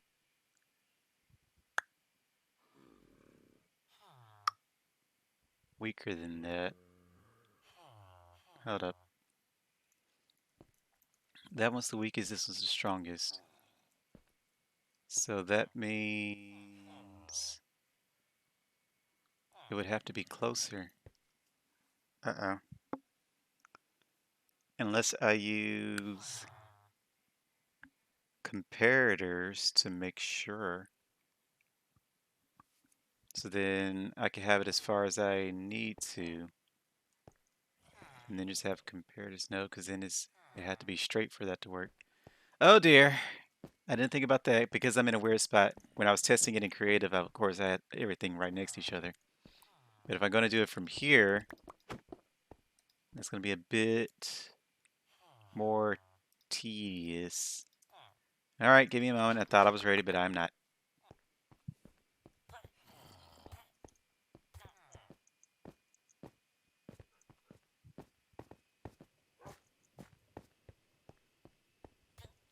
What the actual heck?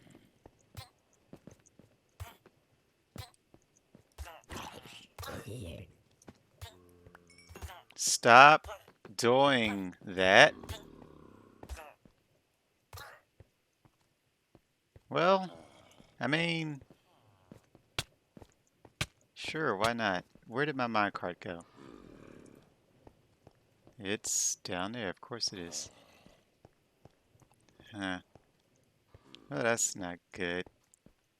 I don't have a minecart on me either. Will you despawn if I move away? Probably. Let me try to fix this right quick. Ow. I do. So if I do this, ow, ow, ow, ow, stop it. I hate you. Does that put you back? That does put you back. No, we're missing one.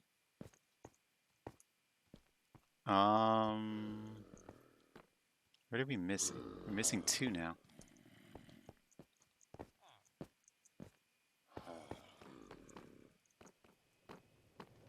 Oh dear.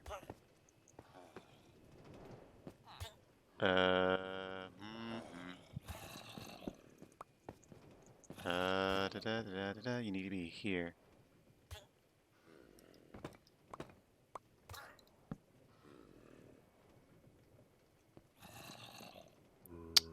That's not right. I need you to be here, so I need you... I need both of these powered. Where did I... There you are. I need both of these powered. I thought that powers you both. I guess not. How about this? Nope. Okay. I guess we need glass, transparent block. That still didn't work. Oh. We'll just do this way then. What do you mean, no? Oh, wait. I'm dumb.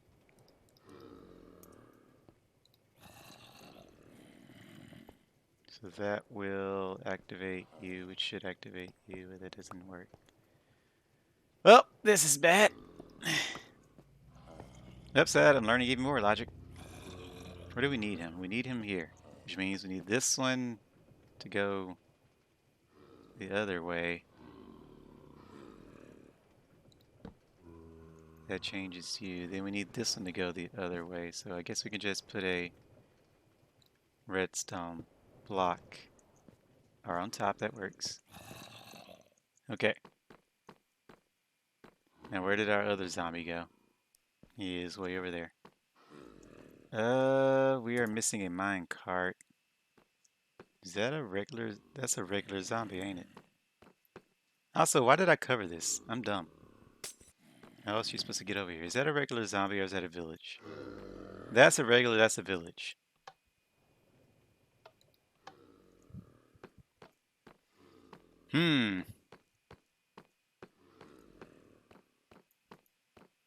I need for you to move.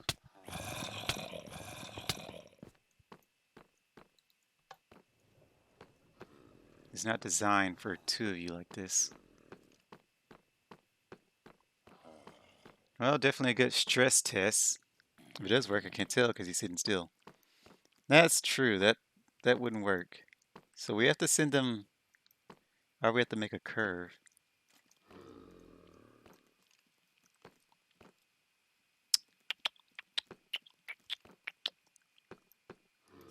Okay, well, this is a good stress test. I wasn't trying to test it yet.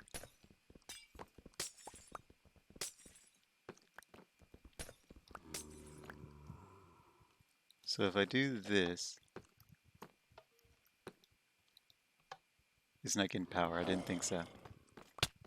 Shut up. Still won't work though. So I need to curve all this, which means I need to take it down. Would have been a good time to not have broken my shield, huh? For you, mister. You don't need to be alive. Oi, give me that.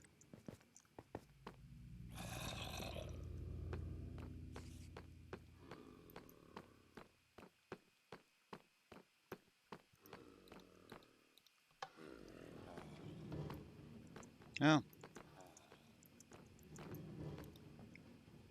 Sure, why not? I really don't like being so claustrophobic. I need to push this back more, but I really didn't want to.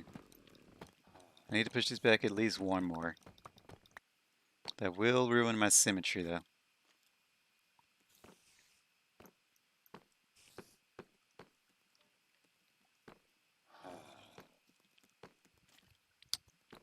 For the sake of symmetry, we're going to deal with it.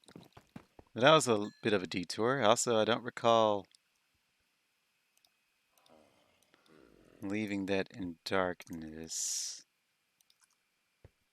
I guess we got to deal with that. Pretty sure none of these are my villagers. My only other villagers down. Unless they came from in the... Where are those villagers that I had in the mine cart? Doesn't matter.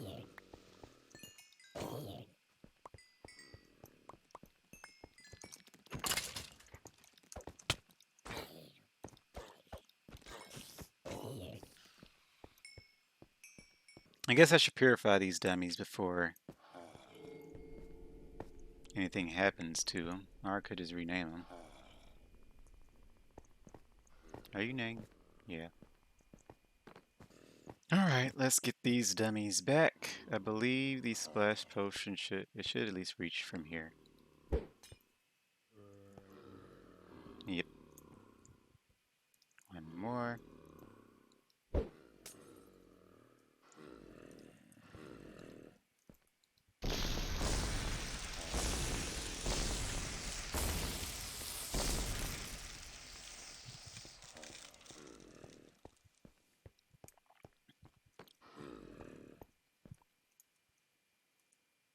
While they're doing that, that should keep them from attacking each other. I hope, anyway. Yeah, that should be low enough to where they can't attack each other. I guess it'd be a shame to waste their trades, so I might as well get their trading station set up. How did you change first? How the heck did you change first? Interesting sound.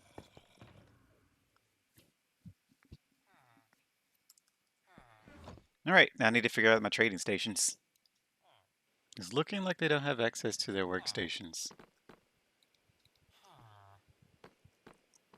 Which is weird because they totally should.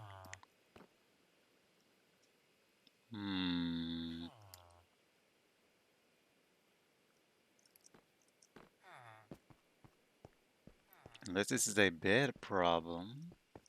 It is indeed a bed problem. So I need to incorporate beds into my build. I also have no idea how in the world all of them grabbed a random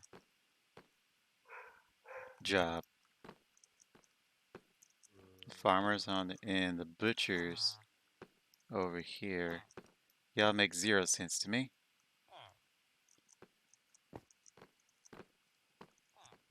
And how in the world am I supposed to incorporate?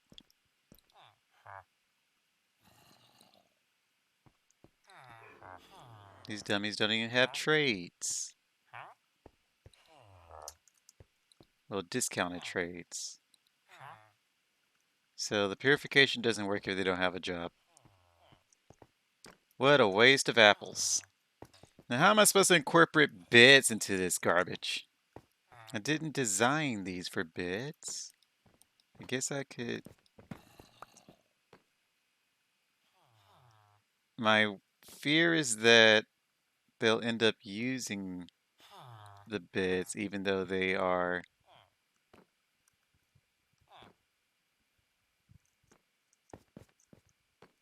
locked in a mine cart. I guess we'll see. But yeah, I have to make beds for all of them now.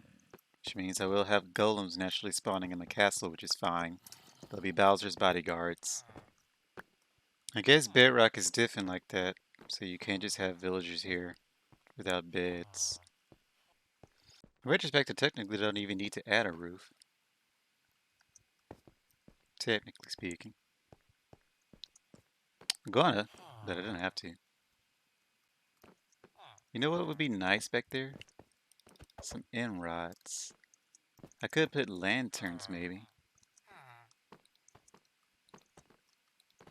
I might have to experiment with that. Since I'm having to change my build, this is actually different from what I had in creative mode. Because I didn't have beds kind of ruining it. So, this is a bit different. It looks a little bit too congested, too isolated. Okay. What the heck was that? No, that's gonna... Oh.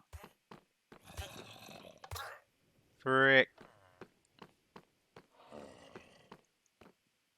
Well, guess he's waiting down there now.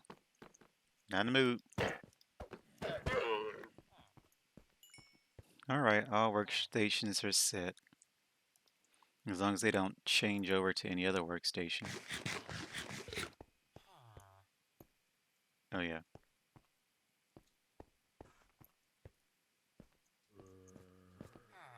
Guess that means I should hold on to that. I really need to finish setting up the switches back here. The control room seems overrated. But, as I said, going to make one. Absolutely going to make one. Or else that piston room would be for naught. Can't have that. Alright, so the circuit for the switches are done. The first switch goes all the way down here, so that one's for number 13. Then the other ones should only reach down to so far. Spaced out by 2, spaced out by 2, so they should all work properly. Hopefully. Maybe. I guess testing this is a bit of a problem. I could wire this to the top, huh? All I have to do is just take these outputs, connect them to repeaters, send them up there, and make sure those are connected to repeaters. I think I could potentially get the switches. Wait, what?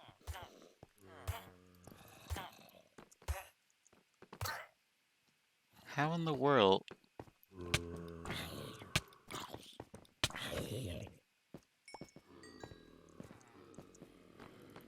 Where did he come from? Did he spawn in this? Ugh. Let me seal this up. I'm done with it.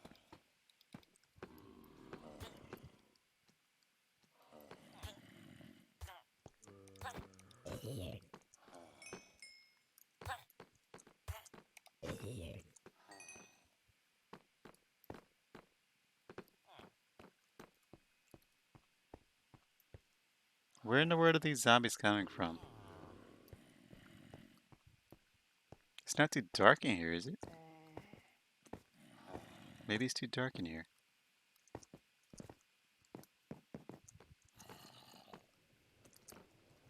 Uh-oh. Well, we definitely need end rods in here. I was going to add lights up there, but I'm going to put some night lights, I guess you can call them.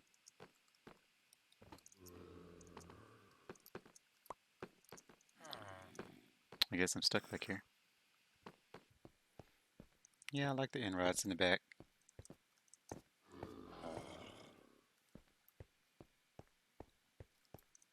I guess if anything, I could have had them going across, but... Oh well. Not really sure what to put in between them. I don't want to just put more deep slate.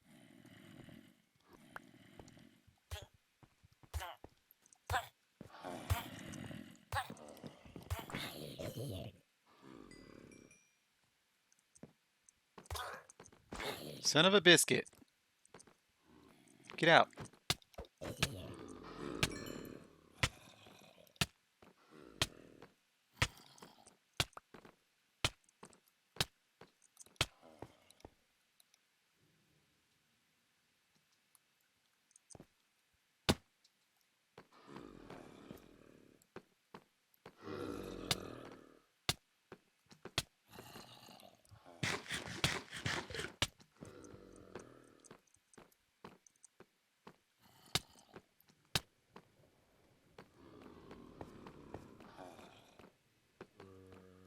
Well,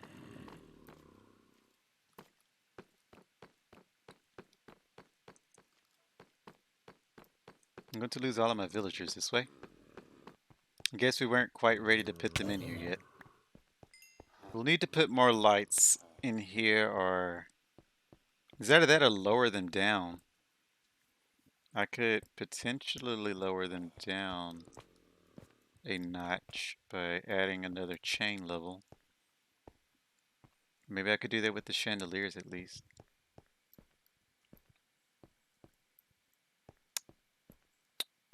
That way they're lower to the ground. I didn't want to be too close to them though. I guess it's fine for the chandeliers. So we'll drop the chandeliers one level, and then we'll leave the other ones alone. They can just be there for extra lighting. And that should fix our constant zombie spawning problems. I have just found a fatal flaw in my design. I don't know how I missed that. I thought when I flipped the lever that when it switches the tracks, that would make it so that would be the only one to go back. But if you flip the last lever, that means they go automatically to all the way to here. But as soon as you flick any other lever, then they automatically always go to this one because this one is no longer rotated. Which means I need to either invert it or make sure that all the tracks are naturally facing this way, so then when you flip the lever it makes more sense. So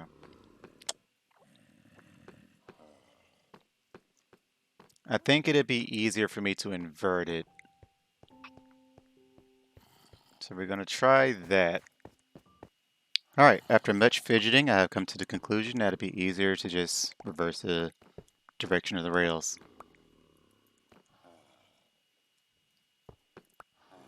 Because trying to make an inverse using redstone torches, I will have to rearrange all of this in order for it to work, because this block here cuts off that. The only reason it's getting powered is because there's a repeater stabbing into the rock, so can't really do that without moving everything. So it would just make more sense to have it all facing the other way naturally.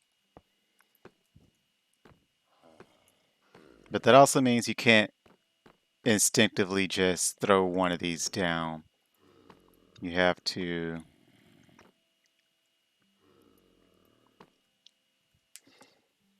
I think that also warrants a problem. So let's say I flip this switch, that I turn it here because I'm only trying to power this one, but then that means he'll just go up to this one.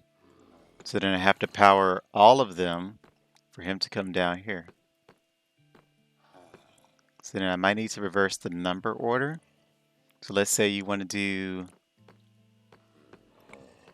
then again, if you want to do him, you have to do this one as well. If you want to do any of them, you have to do that.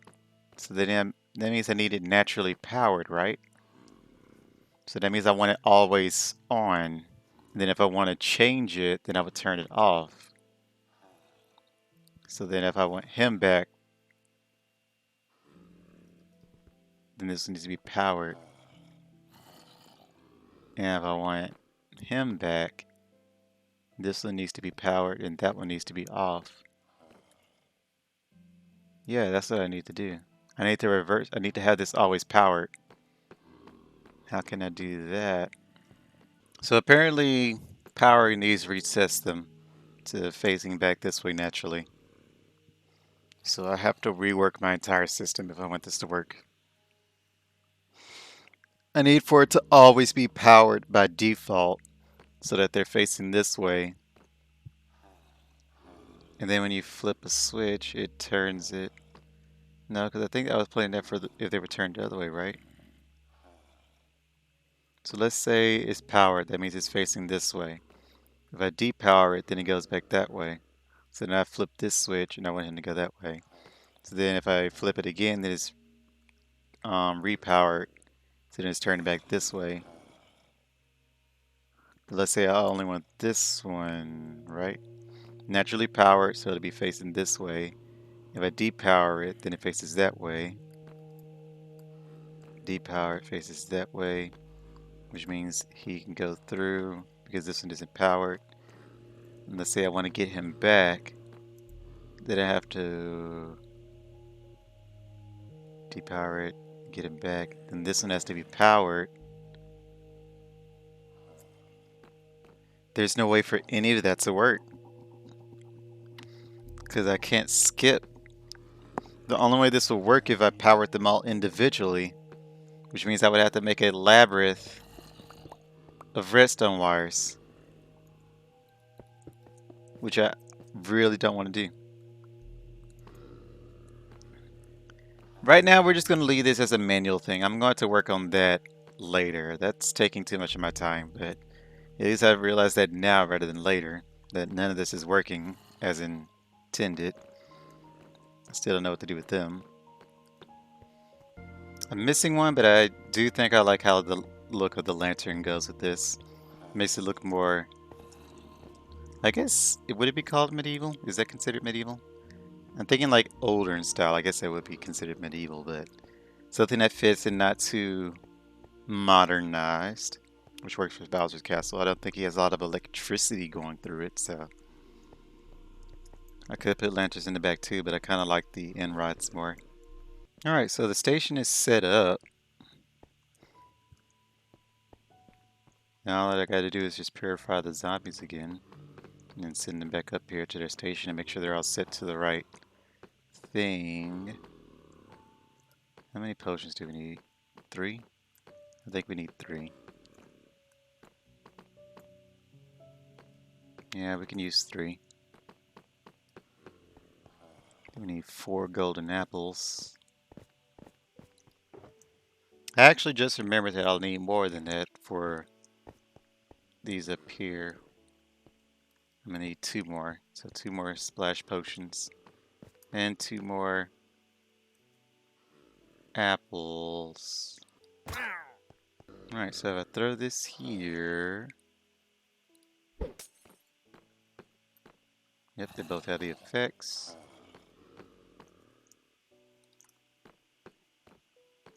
I'm gonna throw one here. They both have the effects.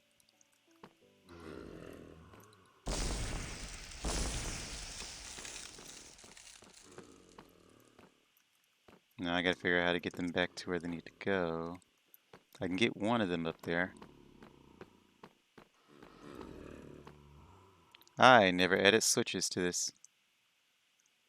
Whoops. My potion wore off already. I thought I had longer than that. It said a minute. Ugh. I have to make more potions. Also, this guy isn't moving.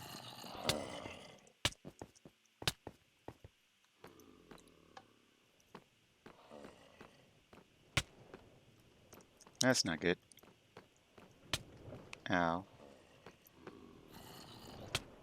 Ow.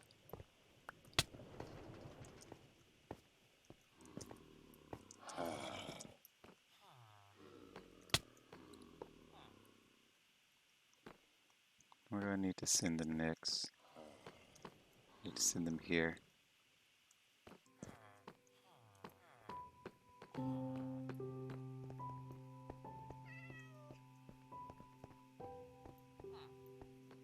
No!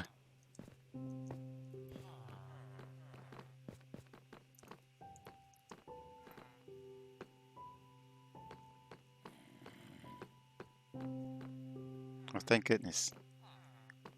Stupid cat.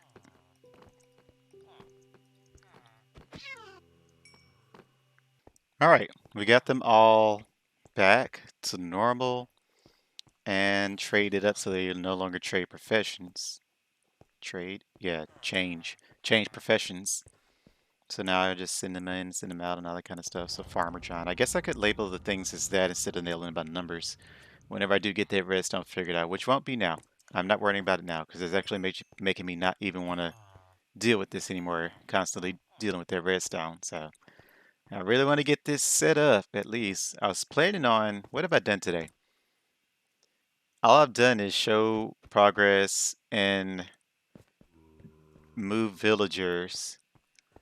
build a little bit of this, deal with that. It's mostly been the redstone that's been making me take so long to do all of this. It's actually been, this is day 2. So technically day 3, but I didn't play any yesterday. So yeah, I guess setting all this up took a little bit longer than I thought it would, digging all this out and kind of getting it to look pretty. I haven't even done the other side, and then I haven't even done the last side, which the last side is the most important because that's where all my librarians and what else did I want here? Blast furnace people. So there's the armorers and toolsmiths. So I need the tool kit thing. So all of my important villagers are going to be back here. So I kind of need to get that set up. I could probably just dig straight under them. That way I have all 3 of them here, and then you just walk around. I guess I could have the carpet go kind of loop around. Something like that. I guess I could dig right here maybe. How wide is this? 1, 2, 3, 4. 1, 2, 3, 4, 5. Yeah, 5. So if I did it, this one goes here, then I did it here. So start right about here maybe. Is this the middle? Yes. 1, 2, 3, 4, 5. So I would do here, then this would be the regular walkway.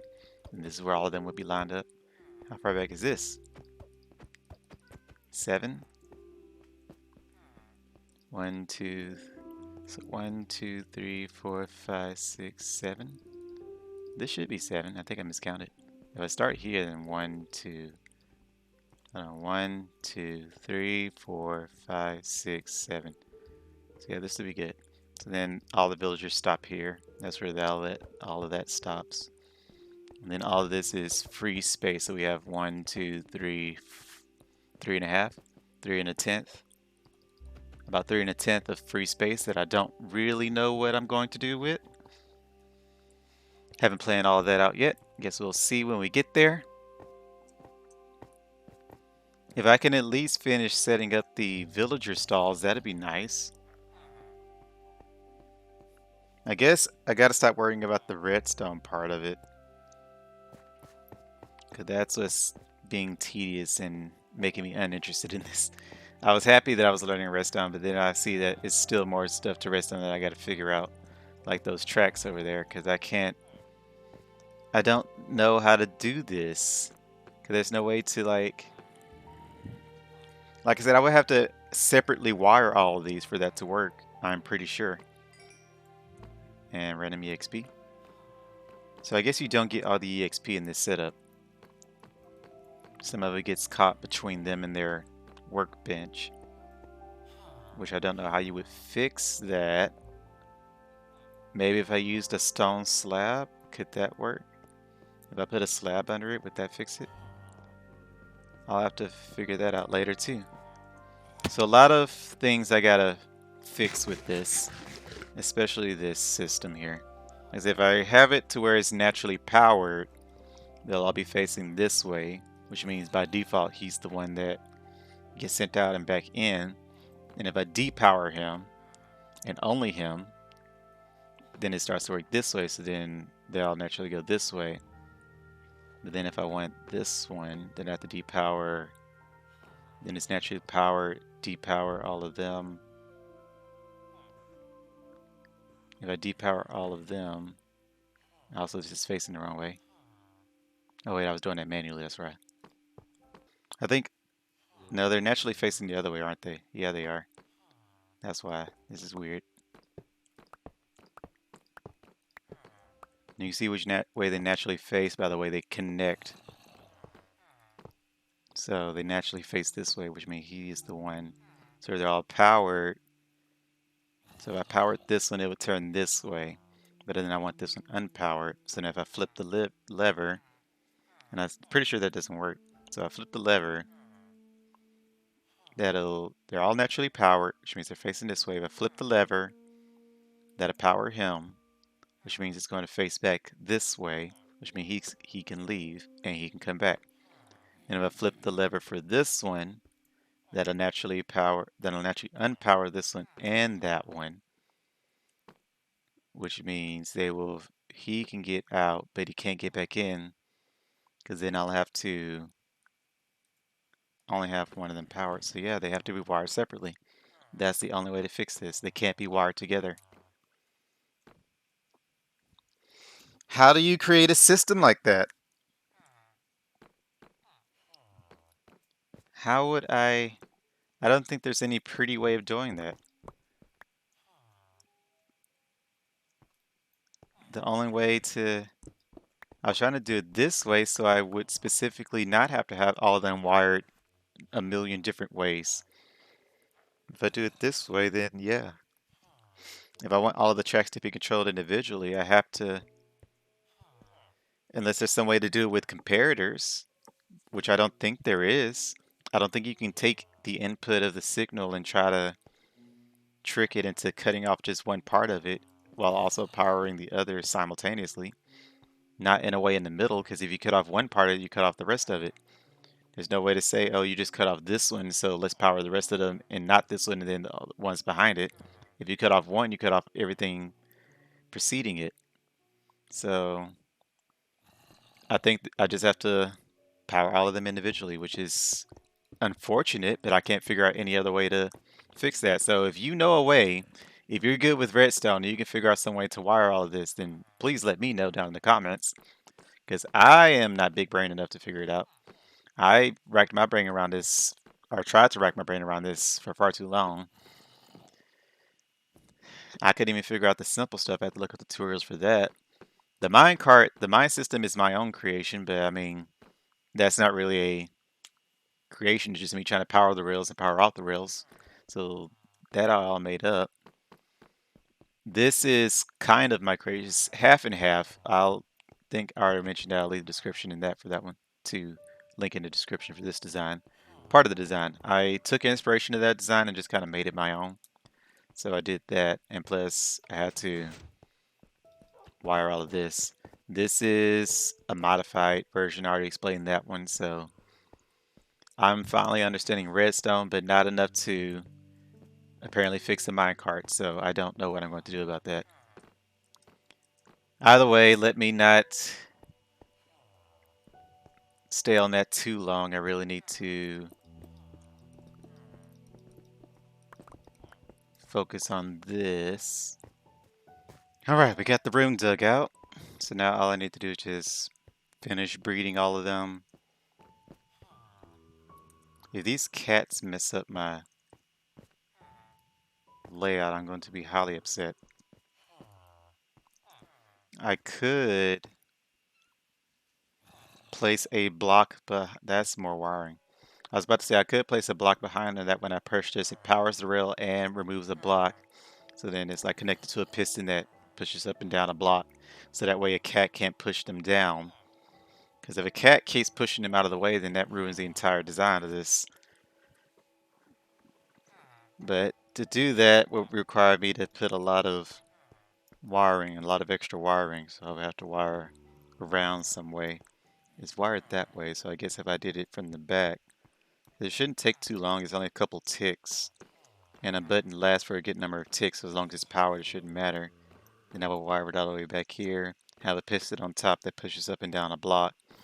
So then that way, the only way they can be moved is by pushing this button rather than anything coming up and pushing them down.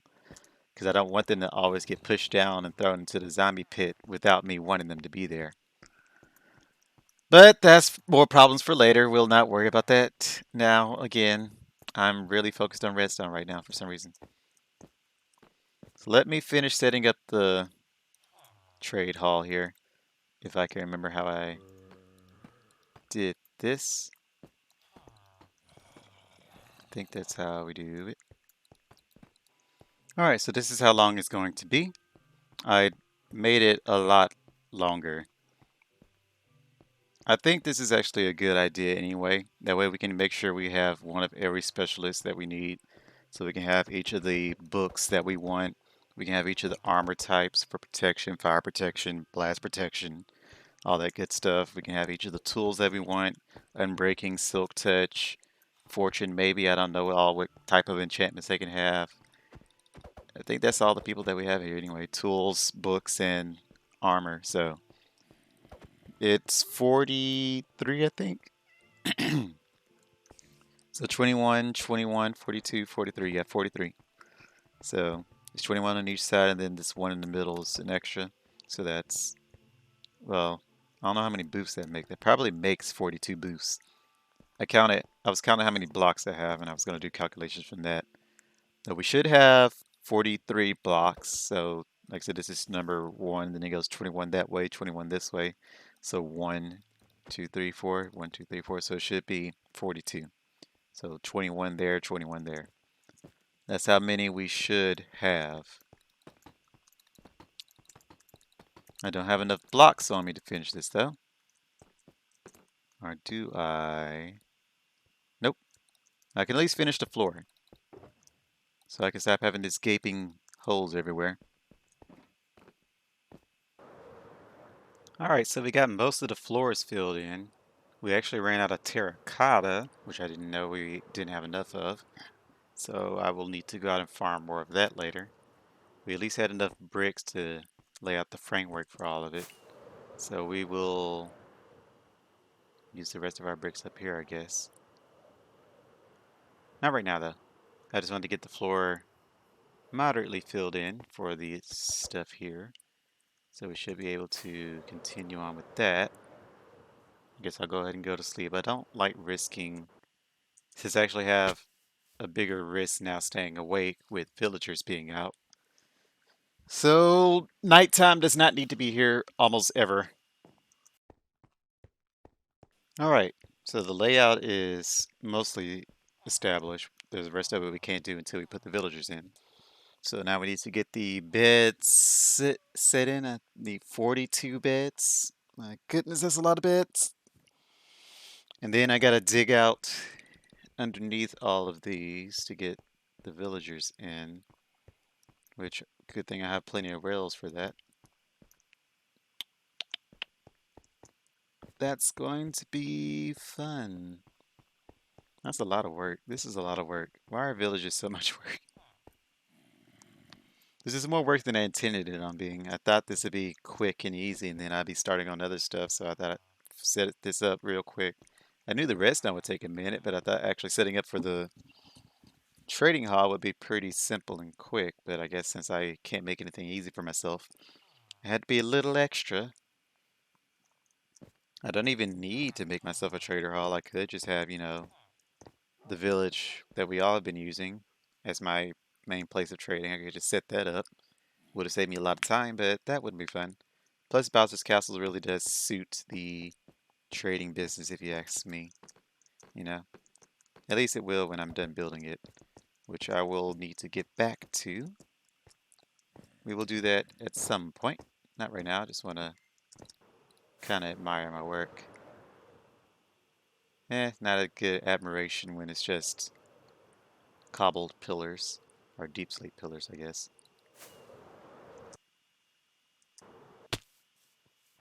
I forgot I had some beds made, or extra beds, I guess. Not really extra beds, but where do I put this? Hold on. If each of them goes to the right, that means one of them doesn't have a bed, doesn't it? How did I set this up? Oh! This wall, there's a wall. Uh-oh. Oh! I made it unsymmetrical. How could I have done such a careless mistake? So I expanded it by 1, but by in doing so, I made this unsymmetrical. Unforgivable. So your bed is to the left, left, left, left, left, left, left. Good. Which means I technically don't need to expand this, but I'm going to have to anyway for symmetrical reasons. But now we know how we got it. How am I short blocks? Shouldn't I? No, because I pushed the wall out by 1. So yeah, I would be minus... I should be minus 1 block, right? How am I minus 2? If I pulled it out by 1 instead of it being here, it should just be minus 1, not minus 2, right? Or am I bad at math? I'm probably bad at math. We're just going to assume I'm bad at math and that I'm not missing a block. Can you believe I actually ran out of rails? For the most part, we actually got all of this set up. The only thing I need to do is get more railing in. Then we can move in our villagers. So we're making progress. Just a little bit more. This is still taking a lot longer than I had anticipated on taking, though. But we're almost there. So we're at the home stretch of at least getting the villagers in. As far as getting all the redstone set up, that's still another beast that we're going to have to deal with. Alrighty, let me see how many villagers we got in reserve. We have 2 babies, 2 adults, so we can get one more. Surprised they haven't made one more yet. I'm not sure how much food it requires for them to breed. I guess it's not too important.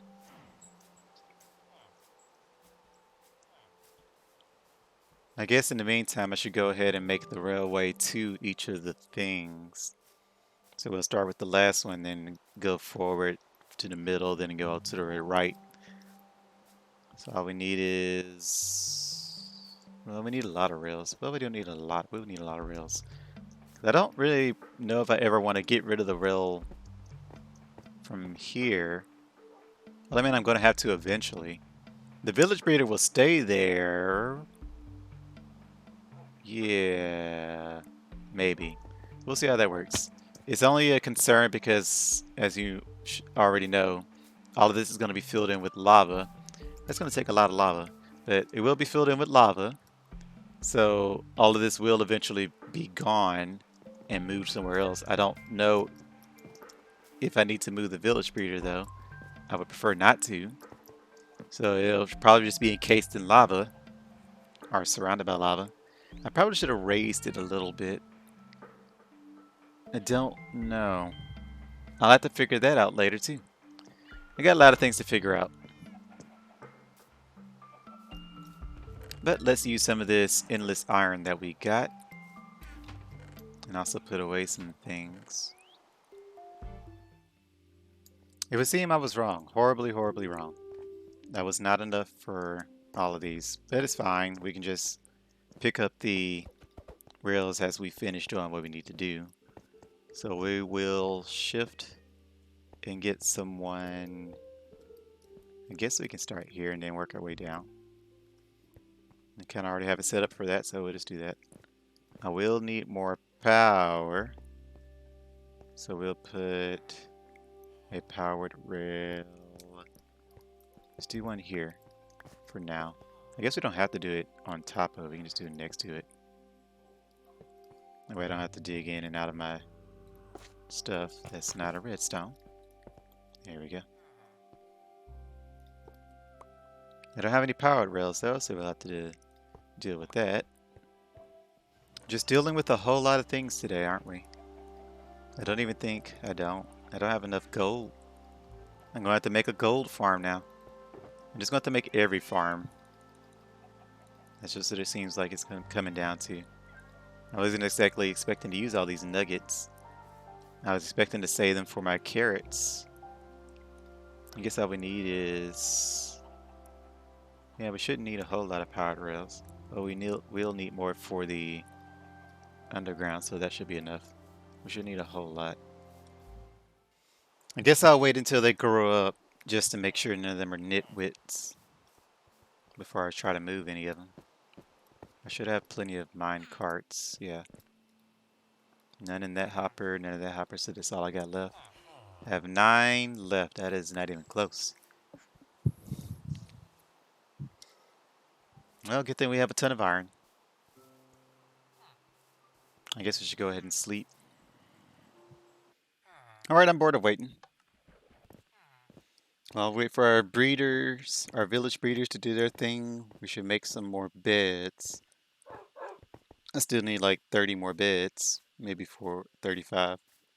30, 35. I think it's like 32. Maybe 36. 34, maybe.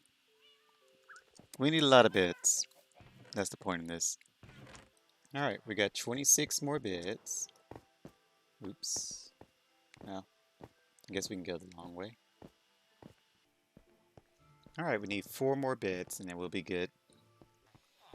I will be needing to make a lot more end rods too. Yep, sad everything is coming together quite lovely. Either way, that's kind of the basis of everything. We shouldn't need to work too hard on everything else, but we'll do the rest of that off camera. This episode has gone on longer than I intended it to be. But the rest of this we will finish off camera. As I said, this episode has kind of dragged on longer than I intended it to. It might not be as long when I edit it down. I'm not entirely sure. We will see. But for me, I already have probably like 10 hours plus of editing to get through. And it's not a time lapse on anything, so that's going to be fun to deal with. I will need more lanterns, more end rods. Frog lights still seem to be fine. I'm not even close to running out of those. So far it's looking like I never have to go down there to the nether again. All of these are set and ready to go. This is just an idea of how it's going to look. Maybe I might edit the look a little bit. It seems fine. I don't imagine I need to break up the color scheme too much. I'm not entirely sure. It seems fine. Like, if nothing else, I could change this to that. So it'll be the same kind of color scheme. And then these are filler blocks. But then again, that would only leave it there. I think it's fine. I think it's fine. I think this is better as an accent rather than using it as the main display. I think it's fine. Alright, you can leave your opinions down in the comments. You can let me know what you think. Any kind of visual appeal I can do to kind of give it a little bit of a flair, but I want to keep the same color scheme and I don't want it to be like super flashy because Bowser's Castles typically don't have a lot of flashy stuff going on in them. So this should be fine. I don't imagine I need to do too much more to it. The only other thing we need to worry about is getting more villagers to breed. So as soon as these two are... I probably should have called one of them Bessie. I called Billy and Billy. It should have been Billy and Bessie. But they are the two purified zombies, so I wasn't intending on making a village breeder. I don't know what I was going to do about that, but speaking of the devil.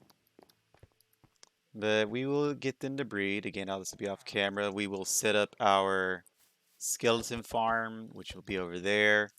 We will probably set up our creeper farm up here. So that's going to be a bit of a task. That one, the iron farm, is doing fantastic. Don't have to worry about that one at all. I could make another layer to it, but I really don't need to. I already have enough iron to kind of last me, I won't say a lifetime, but at least last all of this. We will still need more carpet, so I'll have to start.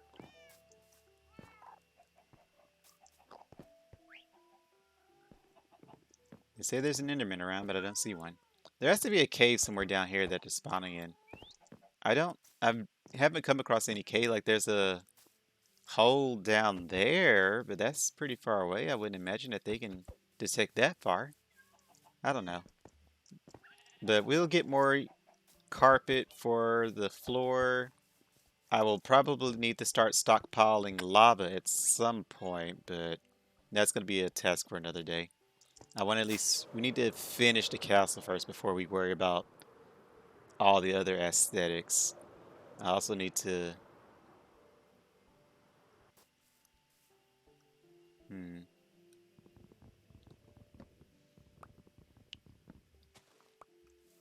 all right. I also need to continue mining out this mountain. It's a lot of stuff we got to get through here, but the village is slowly getting established. I say village, it's more just a trader hall. I'm not trying to make a village. It'll probably start spawning um, iron golems at some point, though. But again, that's fine. That'll be good little bodyguards to kind of walk around the castle. Like I said, I was going to spawn in my own anyway.